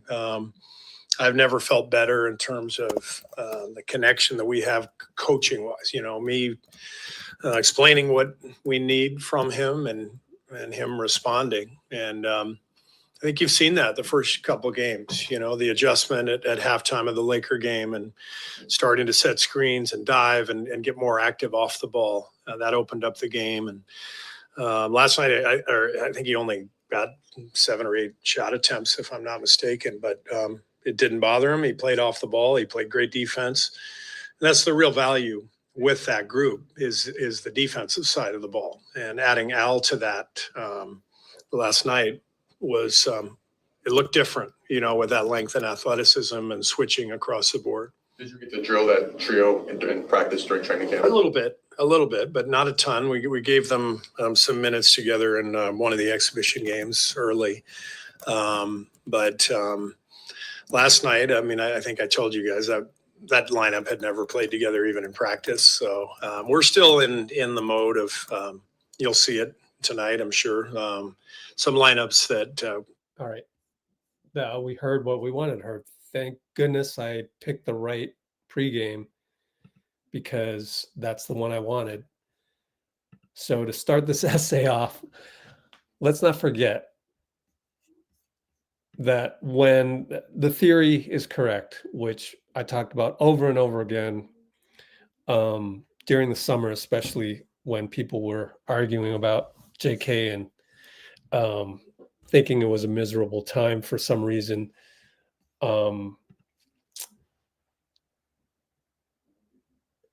Steve just admitted it.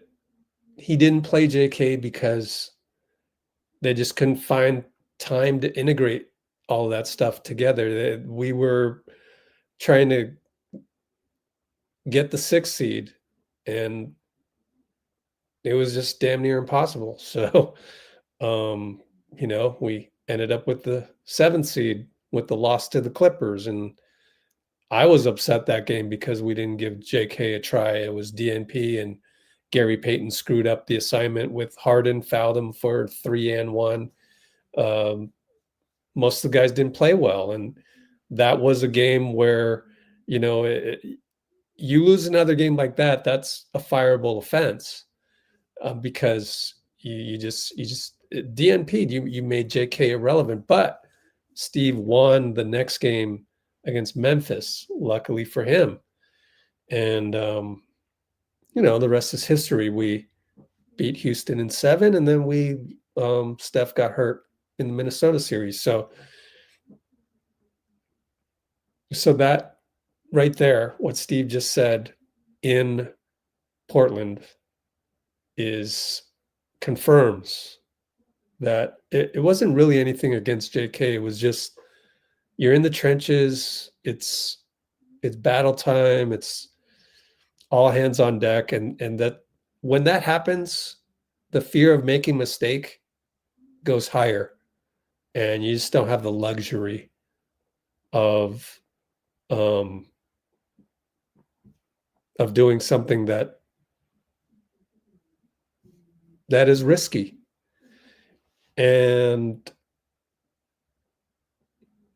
if there's anyone to blame for that, you would have to give Steve less of the blame and give perhaps Mike Dunleavy more of the blame, because then if that whole line of thinking, if you hate Steve Kerr, then you should hate Mike Dunleavy because he should have done it sooner, because that's why Steve didn't play JK. Now, if you had gotten Jimmy sooner, then our record wouldn't have been 25-26, so to speak, when we got him, and so on and so forth, right? So I'm just saying, like, that's my counter to all the hate that you see. Like on Twitter, they'll just make up things to hate someone about. I'm the guy that points out that, hey, if you're going to hate that, then you should be hating X, Y, and Z. And so I just like to point out how silly the angry people are when it's just basketball. Okay, so that's point number one, is that Jonathan never really got a chance to be reintegrated with the team because he essentially played the same position as Jimmy or Draymond. But my thesis is the best thing that ever happened to Jonathan Kuminga Jimmy Butler? Because, boy, the pendulum has swung back. And now we're hearing things like, and I have this in my notes because a lot of it is in the post game, but we can just go look up a random Steve Kerr interview and look at him talking about JK. Let me see. And lately he's been talking about JK's passing ability. We've seen it on the floor. We've been amazed by it. You can see it in the stats. Assists are going up. 412 mark of the latest interview we last saw Steve Kerr in. I'm going to play it. And guess what? All of these timestamps are in the comments of every single interview, which is why Let's Go Warriors is awesome. 412 right here. Actually, against 356. Here we go. Speaking of good weeks, Jonathan had another performance where he kind of filled in a lot of gaps. We talked a lot about him in the last couple weeks. Specifically the other night, you said you feel like he's maturing. What ways do you feel like you see it the most on the floor night to night? Well, his passing has improved dramatically. He's made so many good passes, not only in games but in practices. I think he's seeing the floor better. But I just like the approach. I like the vibe that he's bringing. He's confident. He definitely feels like part of the team and what we're trying to do after all the contract stuff. I just think his teammates have been so good, Jimmy and Steph, Dre, all, welcoming him back with open arms and reminding him that contract stuff is contract stuff. So JK's had a really good start to the season. I'm proud of him, the way he's playing, and I'm excited for what's ahead for him and for us. Boom. So that is the second part of what I wanted to say is, okay, so now he's been integrated and you can see the passing ability and all of that is coming together. There have also been quotes from Steve where they've talked about how JK has been hanging out with Jimmy after practice and whatnot. Let me try and find that as well. This was a few games ago, I would say, maybe 2 games ago, but I need to find it.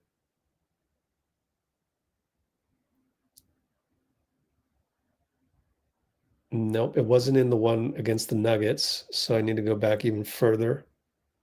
Laker one, post-game Lakers.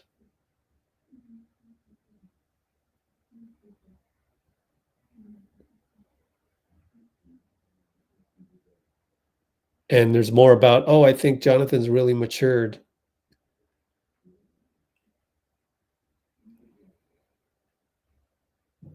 Yep, 241 mark. Let's go listen to it because that's part of this essay, giving you all the evidence first before presenting some of my hot takes or conclusions. Is it this one? 241 mark. Ready?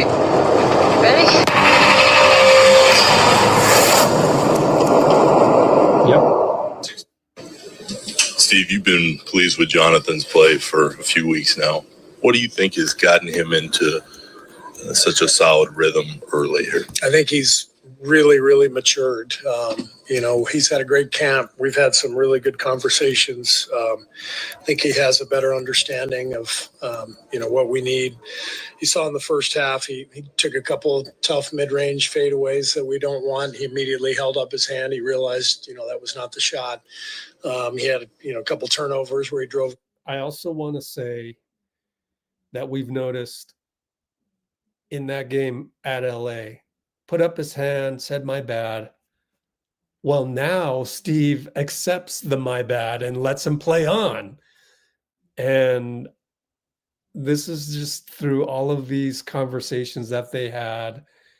And also Draymond saying the guy has asked for an opportunity and he came through on that opportunity. You would have threw him under the bus had he asked for the opportunity and screwed it up in the opportunity, but he did well. And we'll look at this interview later as well, also after the Laker game, I believe. And so that's pretty cool to see that Steve is allowing Jonathan to make mistakes. And if you told me that after we lost to the Clippers late last season, before we beat the Grizzlies, I would have been like, no way, because that was a DMP. And the next game against Memphis, which we won in the play-in game, remember? So really good to see. the evolution of the whole team. It's not just Steve. It's not just JK. It's everybody together. And I don't know if it's in this interview or another one where Steve talks about that the guys have compartmentalized the contract situation and said, hey, look, that's the contract situation. That was something else. So, it's kind of like saying whatever stuff your agent had to say as part of the contract negotiations, it's all water under the bridge now. So here we are. And it's great to see the collaboration, and it's great to see the fact that Kuminga doesn't have a short leash anymore. Traffic and second half starts, and the whole talk at halftime was, let's use Steph Curry, let's use his movement and put pressure on the defense, and because we didn't do that in the first half. And Jonathan, the first few plays of the third quarter, it was beautiful. He screened for Steph, slipped to the rim. Draymond got him a bucket. We ran our split cut stuff. They both went with Steph. He hit the wide open three. I think he just has a better sense of what's needed now compared to past years. And I think Jimmy has really helped him too. Jimmy has really talked to him a lot during camp. He's taken him aside after practices. And I think Jonathan is, you got to remember, he just turned 23, so that part. I talk about this a lot, but,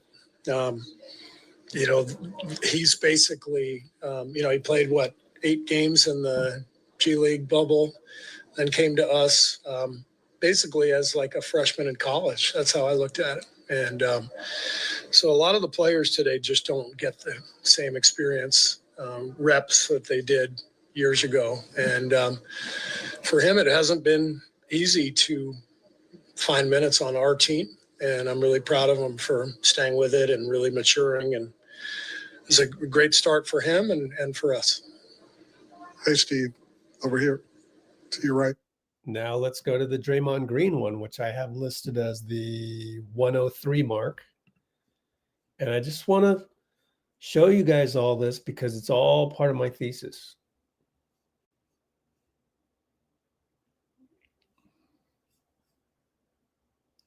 Was it this one? Be grateful. Be careful, I mean. No, it's you must deliver. Yeah. Refresh. And let's go down a little bit. Look at the timestamps. Draymond, what kind of seemed like you made it a point to kind of find Kuminga late at the free throw line. It was after his offensive rebound. Was that about that rebound, or was it maybe even about, his grander performance tonight? His performance was great. That rebound is what everyone in the world has been waiting to see. You got that athleticism. You go make big plays like that. You got superstar potential. You go make big plays. Those are game-winning plays. What did we get? Two free throws out of that? Those are game-winning plays, And so, we all can ask for opportunity. When you ask for opportunity, you must deliver. I think he's been very vocal about his opportunity, and he delivered. And so, when you see a guy that's willing to put their neck on the line and be vocal, and then they deliver, you also must reward them. Because if they don't, you tear them down. That's just naturally what happens. If you be vocal and you don't deliver, you get torn down. So when you're vocal and you go deliver the way he did all night, he was guarding Luka all night. And, Luka, he finished with 39, 40, something like that? 43. But it was like, we didn't have to commit 2 guys. So you get 43, which I always tell these guys, you're not stopping a great score. That's just not the way this league is set up for you to stop great scores. But you do make it tough on them. And I think all night he made it tough on him. His body on body all night. And so you live with the results. And over the course of 48 minutes, you just want to wear him down, and I think JK was all over him. But then, he stayed so patient offensively. It wasn't going well for him offensively early, and he just stayed patient. And as he stayed patient, the game just flipped in his direction, and so it was about the rebound, but the overall of what we've seen since the day he showed up to camp.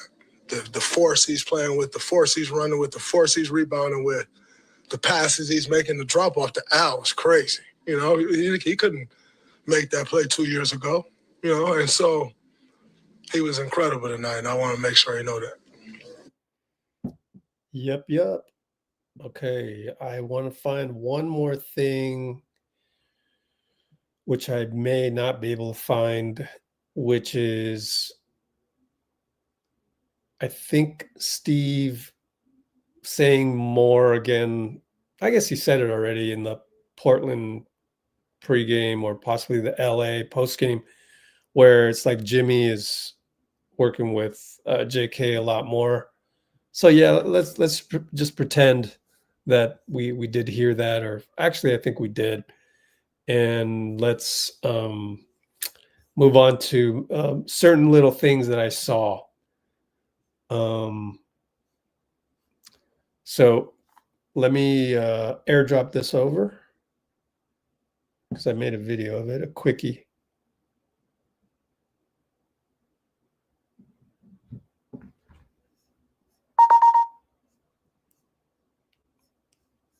All right. This is, I'm going to say 2020 by 10. When did we play the Nuggets? 23. Jimmy, JK, Nuggets. So 207.15. Oh, by the way, Dean says JK making good mistakes is an important development in building trust and cohesion. By the way, if JK did the 5-year transfer portal, he'd be a rookie this year. He's young. Yeah, no, I mean, him being 23, again, minus the 6 years that he's behind already. And again, Coach Nick of B-Ball Breakdown will say he's 7 years behind, but his brain is 6 or 7 years behind, meaning he's 23, but he's got the basketball brain of a 17-year-old. Really, he does. Really. Like, and that's no joke. That's no exaggeration. Like, I have seen guys in my Asian leagues, same thing. They show up, they're 19 years old, and it seems like their brain is like 15 or 14. Like, they just don't know when to shoot, pass, or dribble. Now, JK, as of this month, clearly shown that he's gotten so much better than before and can pass. And he was saying on the podium recently, I should find this, and I will for you, that in the offseason, he would, I think what he said was basically train himself to pretend that there's an option and there's an option and, oh, there goes Steph. That is just super smart of a young kid to do that. Let me go look that up. I think it's in the win against the Lakers. Did he speak after the Nuggets game?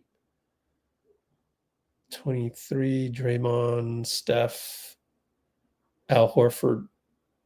No, he did not, because I believe the Laker game, he made more of an impact. So let me go search that one. I have all these transcripts in my Google Drive, so that's how they end up on the channel in the comments.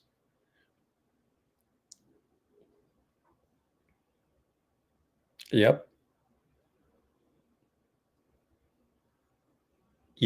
Actually, the whole Jimmy and JK after practice, it was actually said by Jonathan. I totally forgot that. Yeah, so we got to go listen to Jonathan. How can we not? I have it here. You're listening to the most OCD Warriors journalist on the planet. And I'm going to now get you the timestamps of Jonathan Kuminga. JK talking about him talking to Jimmy a lot, then also working with Anthony Vereen, AV, and his summer workout regimen, which included reads. Here we go. Go back to the channel. Scroll around for the Buddy and JK one after the Laker game.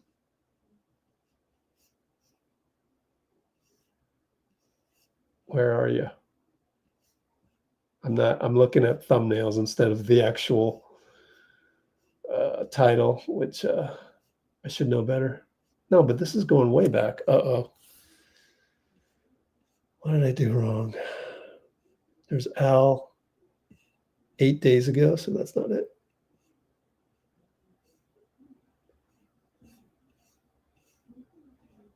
There it is.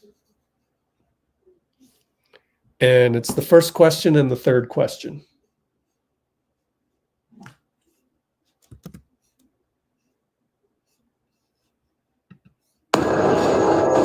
Oh, let's look at the Love Your Dubs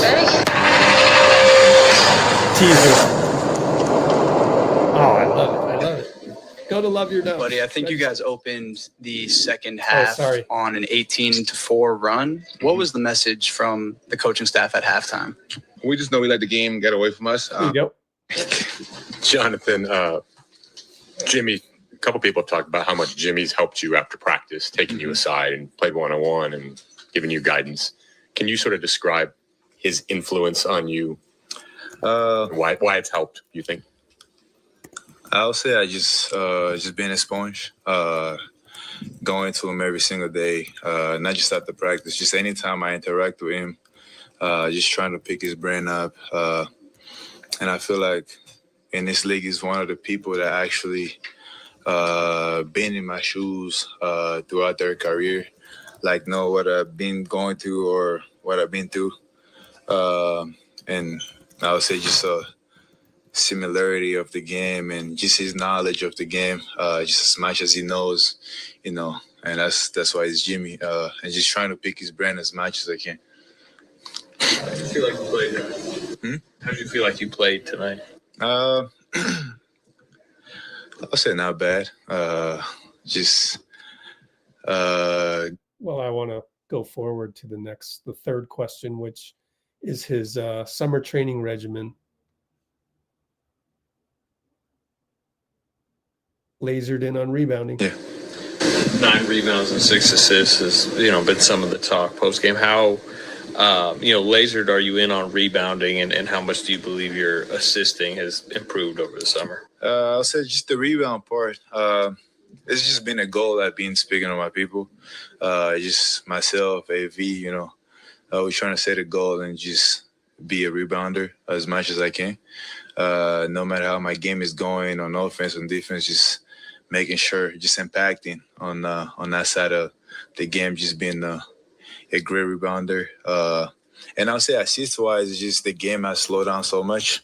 It's just things I'm reading way better compared to, before or my past. So, just letting the game come to me easily and not trying to force a lot of things and just reading how people playing against me or, how we're moving on the court with different people on the floor, with Steph, with Jimmy, Draymond, with Body, just pretty much everybody on the team, and just learning how they're moving, and I think it's one of the things I kind of went through over summertime, watching a lot of films, just working on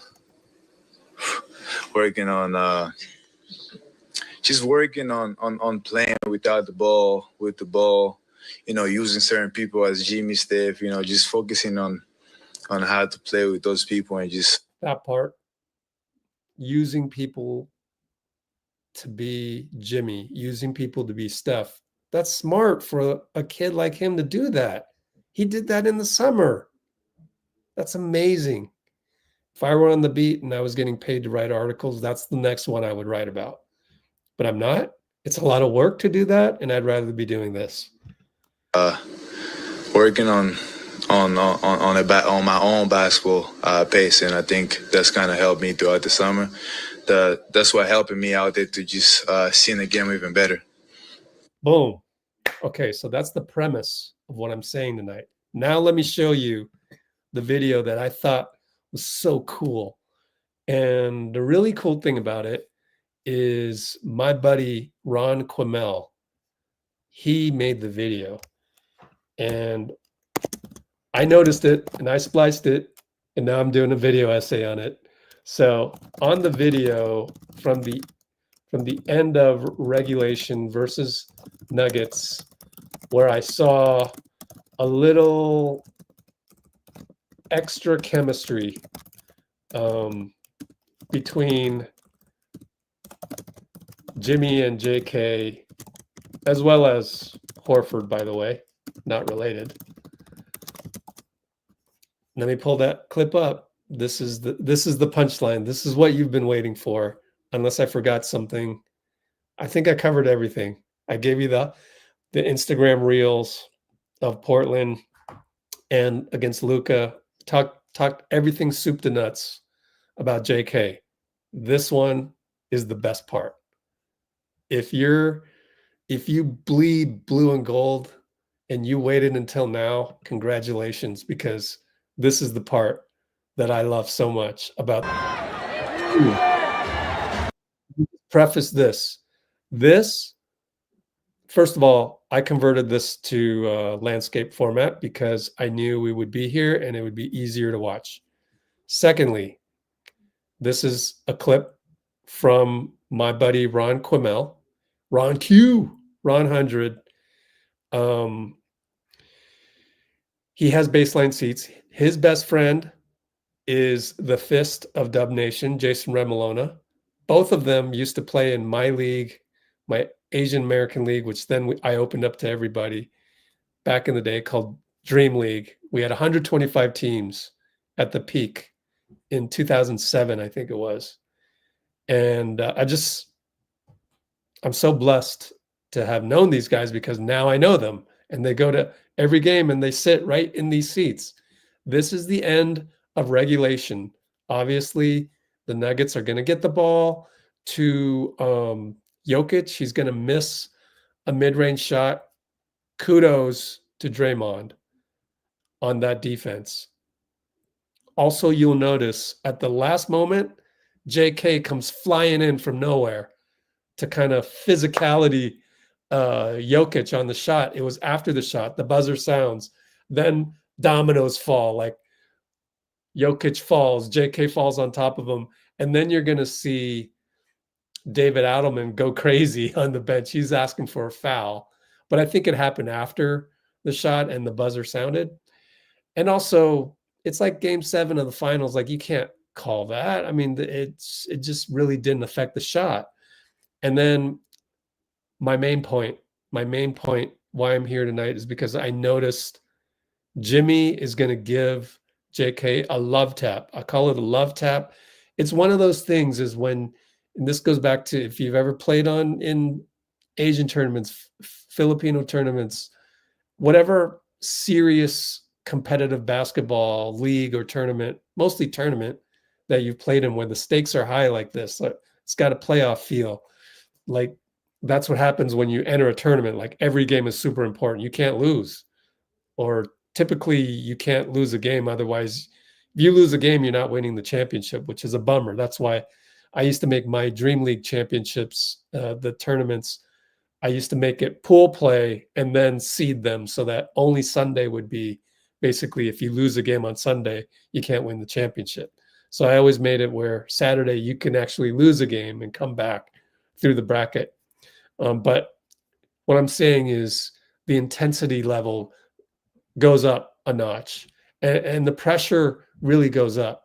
And I've been there in tournaments where the pressure goes up and I have wilted in those pressure moments. I wasn't good enough for those. Now, if I played in a lower level, then I was good enough because I had the confidence. It's like me playing in G League, or Jonathan playing in G League, you're better than all those guys. So you have more confidence. But then when I played in the upper divisions, like it gets ratcheted up. And so in this ratcheted up environment where you're playing a former champion with the Nuggets and JK is on the floor, he finally gets a chance to close out a game of high stakes against a very experienced team. And then you see Jimmy give him this love tap, which what it was, you're going to see this, is he basically pushes JK to make a switch, because you want to just make a simple switch. And because you're switching on to a similarly sized guy, in other words, Jimmy's going to guard Aaron Gordon. He's guarding him right now out the gate. They're going to come down and he's going to like switch with Jamal Murray. They're both going to crowd the corner, but Jamal's going to be a little higher than Jamal's going to be a little lower than Aaron Gordon. So Aaron Gordon is going to go out. I may have gotten that wrong. We'll see. And then Jimmy literally pushes JK in the back to make the switch.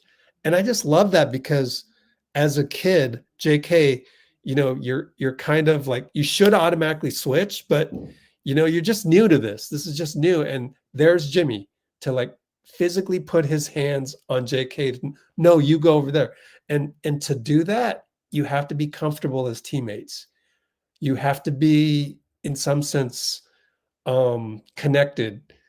You don't necessarily need to be buddy like I put in the sizzle title of this video, but you do need to have a somewhat close relationship so that JK isn't going, what are you doing? Why are you touching me? Or, stuff like that. But you can see the chemistry developing. And when I saw this, when I peeped this from Ron's video, I was just like, wow, he did that. And it's just a little subtle thing that just, again, makes you proud of being a fan of this squad. Now, look, Denver might be doing this in another game, in the game they played the day after back in Denver in their home opener.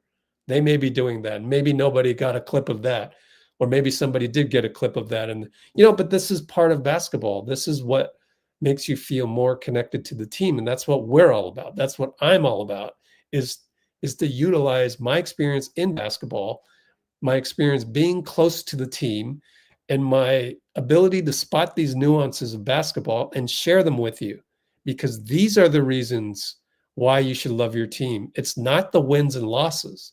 Even though we did win, it feels a lot better because the process by which we're seeing this camaraderie, we're seeing these brothers act like brothers literally on the court in extra nuanced ways. That's what makes Dub Nation so special. So without further ado, let us play it.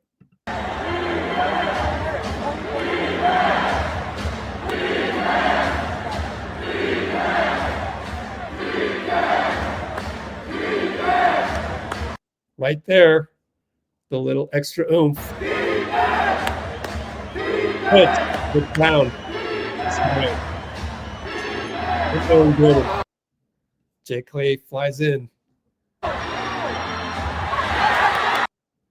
with no regard. And by the way, Al tried to call timeout. Let's go back a sec. Al tried to call timeout. Let me get out of the way. Here we go. I love that. Al tried to call timeout. And then I didn't freeze frame on this, but Adelman goes crazy because he thought Jokic was fouled. There he goes crazy. But let's watch that one more time, because I just love the fact that Jimmy pushed JK away to do the switch with Christian Brown and Aaron Gordon.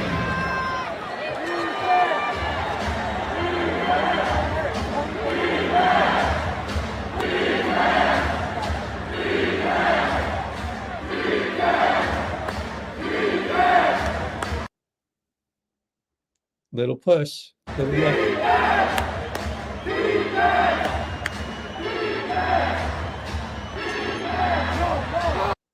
By the way, Draymond, great defense. He covered 2 guys.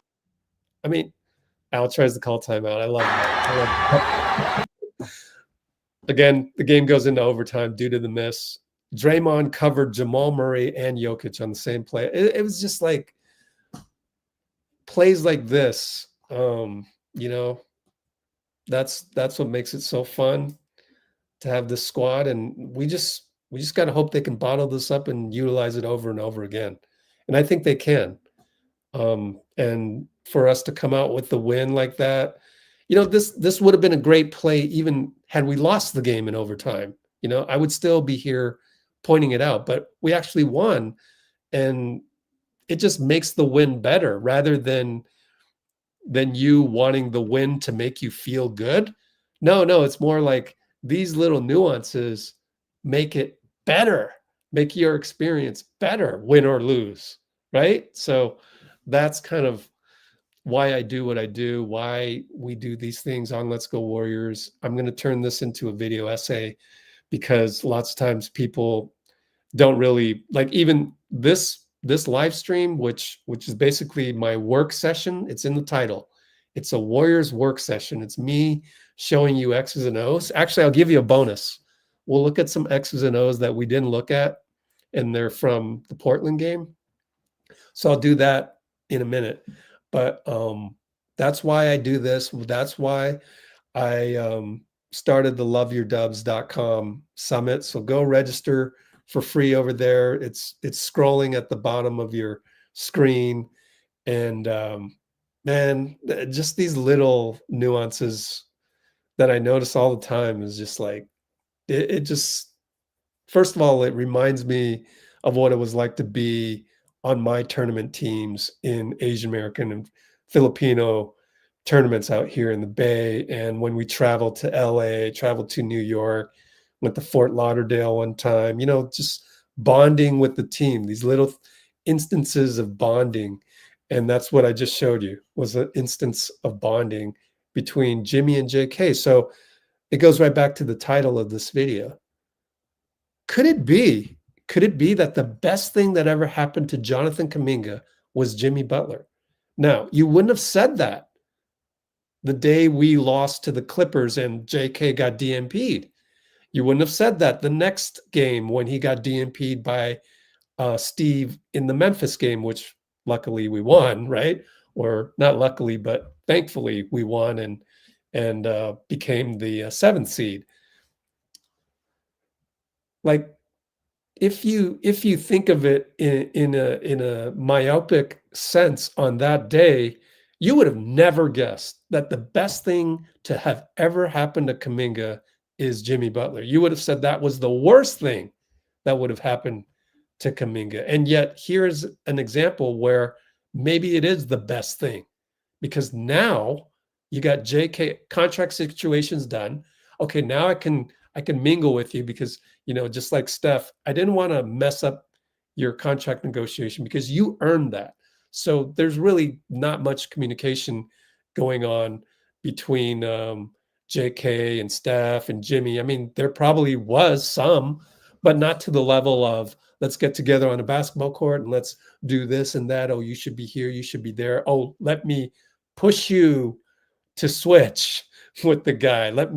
We saw in the preseason game where JK had the wrong angle for Jimmy, who did his baseline attack, got doubled, maybe tripled, and JK was at the wrong angle. Remember that one? And Jimmy got fouled on that one. So he's going to the line. Instead of going straight to the free throw line, he goes up to JK and he goes, I'm going to pass to you. So be at that angle, and we could read his lips straight right there. It was a close-up of Jimmy. And you can see the mentorship. JK is getting mentored by Jimmy Butler, like all together now with Dean. That's Jimmy Butler. Like, how many guys have been mentored by Jimmy Butler in the past? I mean, we don't know. Maybe somebody on the Miami Heat, right? Maybe he mentored, I don't know, Gabe Vincent. Who knows, right? Who then got a fat contract with the Lakers. Like, we don't know. Maybe it was Caleb Martin. who also got a fat contract and earned it. Heck, maybe Haywood Highsmith. Maybe that's why he was so mad that Haywood was getting the starting spot over Jimmy. Jimmy was mad by that because maybe he mentored him. But like we know for a fact that Jimmy is mentoring JK. And that may be the best thing that ever happened to JK, because these little nuances where he's getting that little bit of love inside of a game for JK from Jimmy, like that, they play the same position. I know they're both out there, but they basically play similar positions. They're out there it's not like that's different than mentorship from, say, Draymond, because Draymond and JK are so different. That's different than mentorship from Steph, because Steph plays a totally different game than JK, both offensively and defensively. The closest player to JK is actually Jimmy. And to get mentored from him, to get all of this, to have this relationship where there's another thing on our Discord where I showed you that both of them on Instagram posted the same picture. They posted the same picture. This is some brotherly love, guys.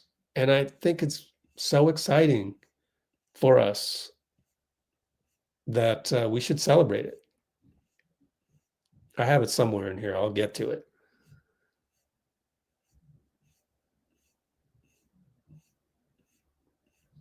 Some of these, sometimes you got to just keep scrolling. There it is. This is the one on JK's Instagram. This is the one on Jimmy's Instagram. Oh, right. Okay. So that's my hot take of the day. And I hope this gets thousands and thousands of views, because nobody's going to say it. The best thing to happen to JK is actually Jimmy. And we would have never thought that not too long ago. How can you take that experience and integrate it into your personal life? Because maybe the worst thing that is happening to you right now turns out to be the best thing. You just never know, right? So just remember that. If you can remember that maybe the best thing that ever happened to Jimmy, maybe the best thing that ever happened to JK is Jimmy, then maybe you can, if it's easy for you to remember that, then maybe you can apply that to something that's happening in your own life, because basketball is just like life. So one other thing I wanted to look at was the last X's and O's that I did not look at.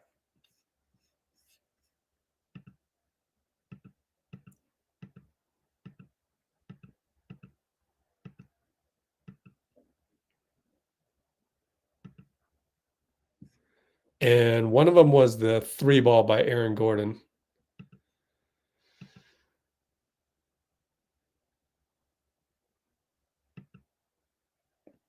Okay. I do want to show this because I didn't get a chance to do that during the game. And then we're going to get, actually, let's do the JK one first. I think there is a JK one.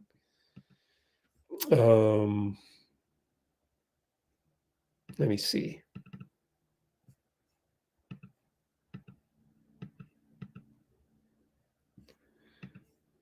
Just hang tight.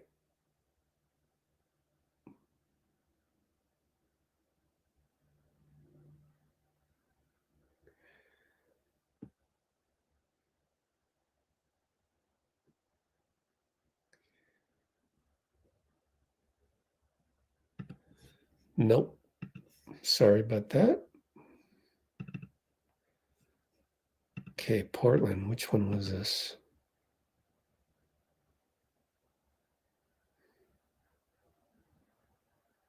Oh, okay. So when you're a young player, sometimes you can have ups and downs.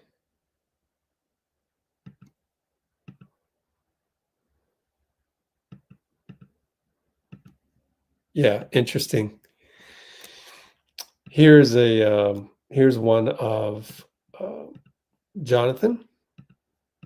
So we're doing extra credit here, extra credit time. And we are at the 2:35 mark. Wow, I've been live for 2 hours and 35 seconds. I can't believe it. It's okay. I've been having a lot of fun. On JK's weird play in Portland and failing to jump stop, but mentored by Jimmy. Again, another example, actually, as it turns out. So kudos to you if you stuck around for this. This is the crazy play where Steph will shoot a three. JK's in the corner. First thing, Steph, okay, tough shot, but anytime Steph wants to shoot, he has green light. JK does not rebound on this, but then he hustles and rebounds. So miss, he's watching the flight of the ball. You need to attack. Plus, you've got Steph back already. This is a miss. It bounces right back to Steph, but actually, JK hustles and he tips it out to Jimmy. So good job, JK, although you should have crashed the boards in the first place. A lot of what ifs there. It's okay. Jimmy gets it. Again, obviously, I cannot just play the highlight here. That's copyrighted by the NBA. So I need to step through it like this. Passes to JK. This time, he did shoot this one time in the game. This time he attacks. The problem, he leaves his feet too early. Left his feet. Now he's got to do a jump pass. And GP's not ready for it. Boom. It goes way over. Watch Jimmy. Jimmy's going to say, yo, do a jump stop. So here's Jimmy. Yo, do a jump stop. See that? Then he gives him a thumbs up. I thought that was pretty cool. And JK's over here watching it.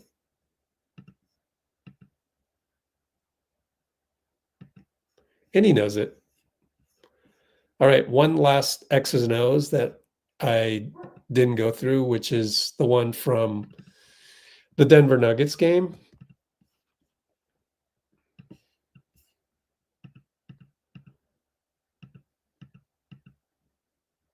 Okay, so I know everybody went crazy. Probably Twitter started throwing Warriors under the bus after Aaron Gordon scored 50 points. But some of these threes were created by just super high IQ plays by Denver. So just to cover all my bases, and I want to write this down in the notes, 238 mark on why AG got open on some late threes in the Nuggets game.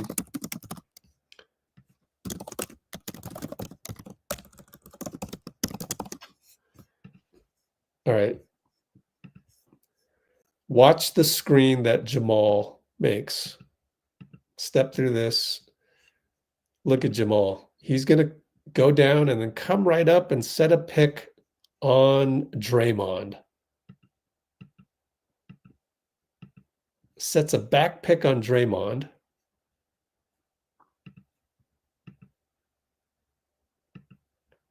Which ends up being a double pick. One 6'5" guy, or 6'4", whatever Jamal's height is, sets a pick on two guys. Amazing. And Draymond does his best to get through it, but he can't. Look at that pick. It's perfectly set. They know exactly how the Warriors are playing defense on the Nuggets. And it gets Aaron Gordon a pop. That's just brilliant. That's just, wow. David Hallerman, solid coach, right? So I just want to go through that, and I'm going to end on that note. I'm not going to go to 3 hours. And that's it, guys. So I hope you enjoyed my little analysis right there. But again, it's just so fun. One more time.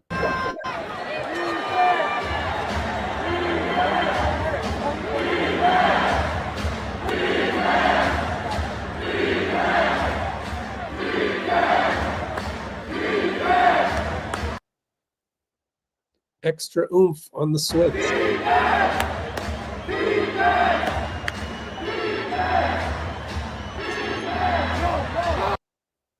JK flies in, but great. Oh, and Al wanted to call timeout. I love it. I love it. Oh, man, we got a great squad, man. It's so high IQ. And JK's he's getting a PhD in basketball, thanks to Jimmy. And, of course, the presence of Horford. So that's all, folks. Let's end on the I got to put the Love Your Dub Summit outro into this, but let's just go with the outro that we have right now. Thanks for joining me tonight. I'm going to cut this up. 3, 4.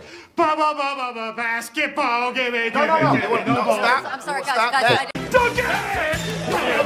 Basketball. Please. Dave. Just Anthony.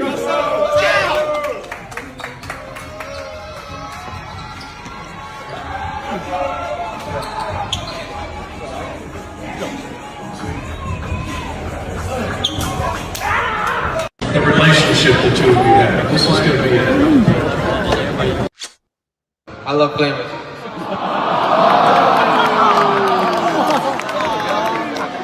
Ruined the moment, buddy. Next live is tomorrow, 6:30 p.m. for the Grizz and Dubs. See you then. Take care, everybody.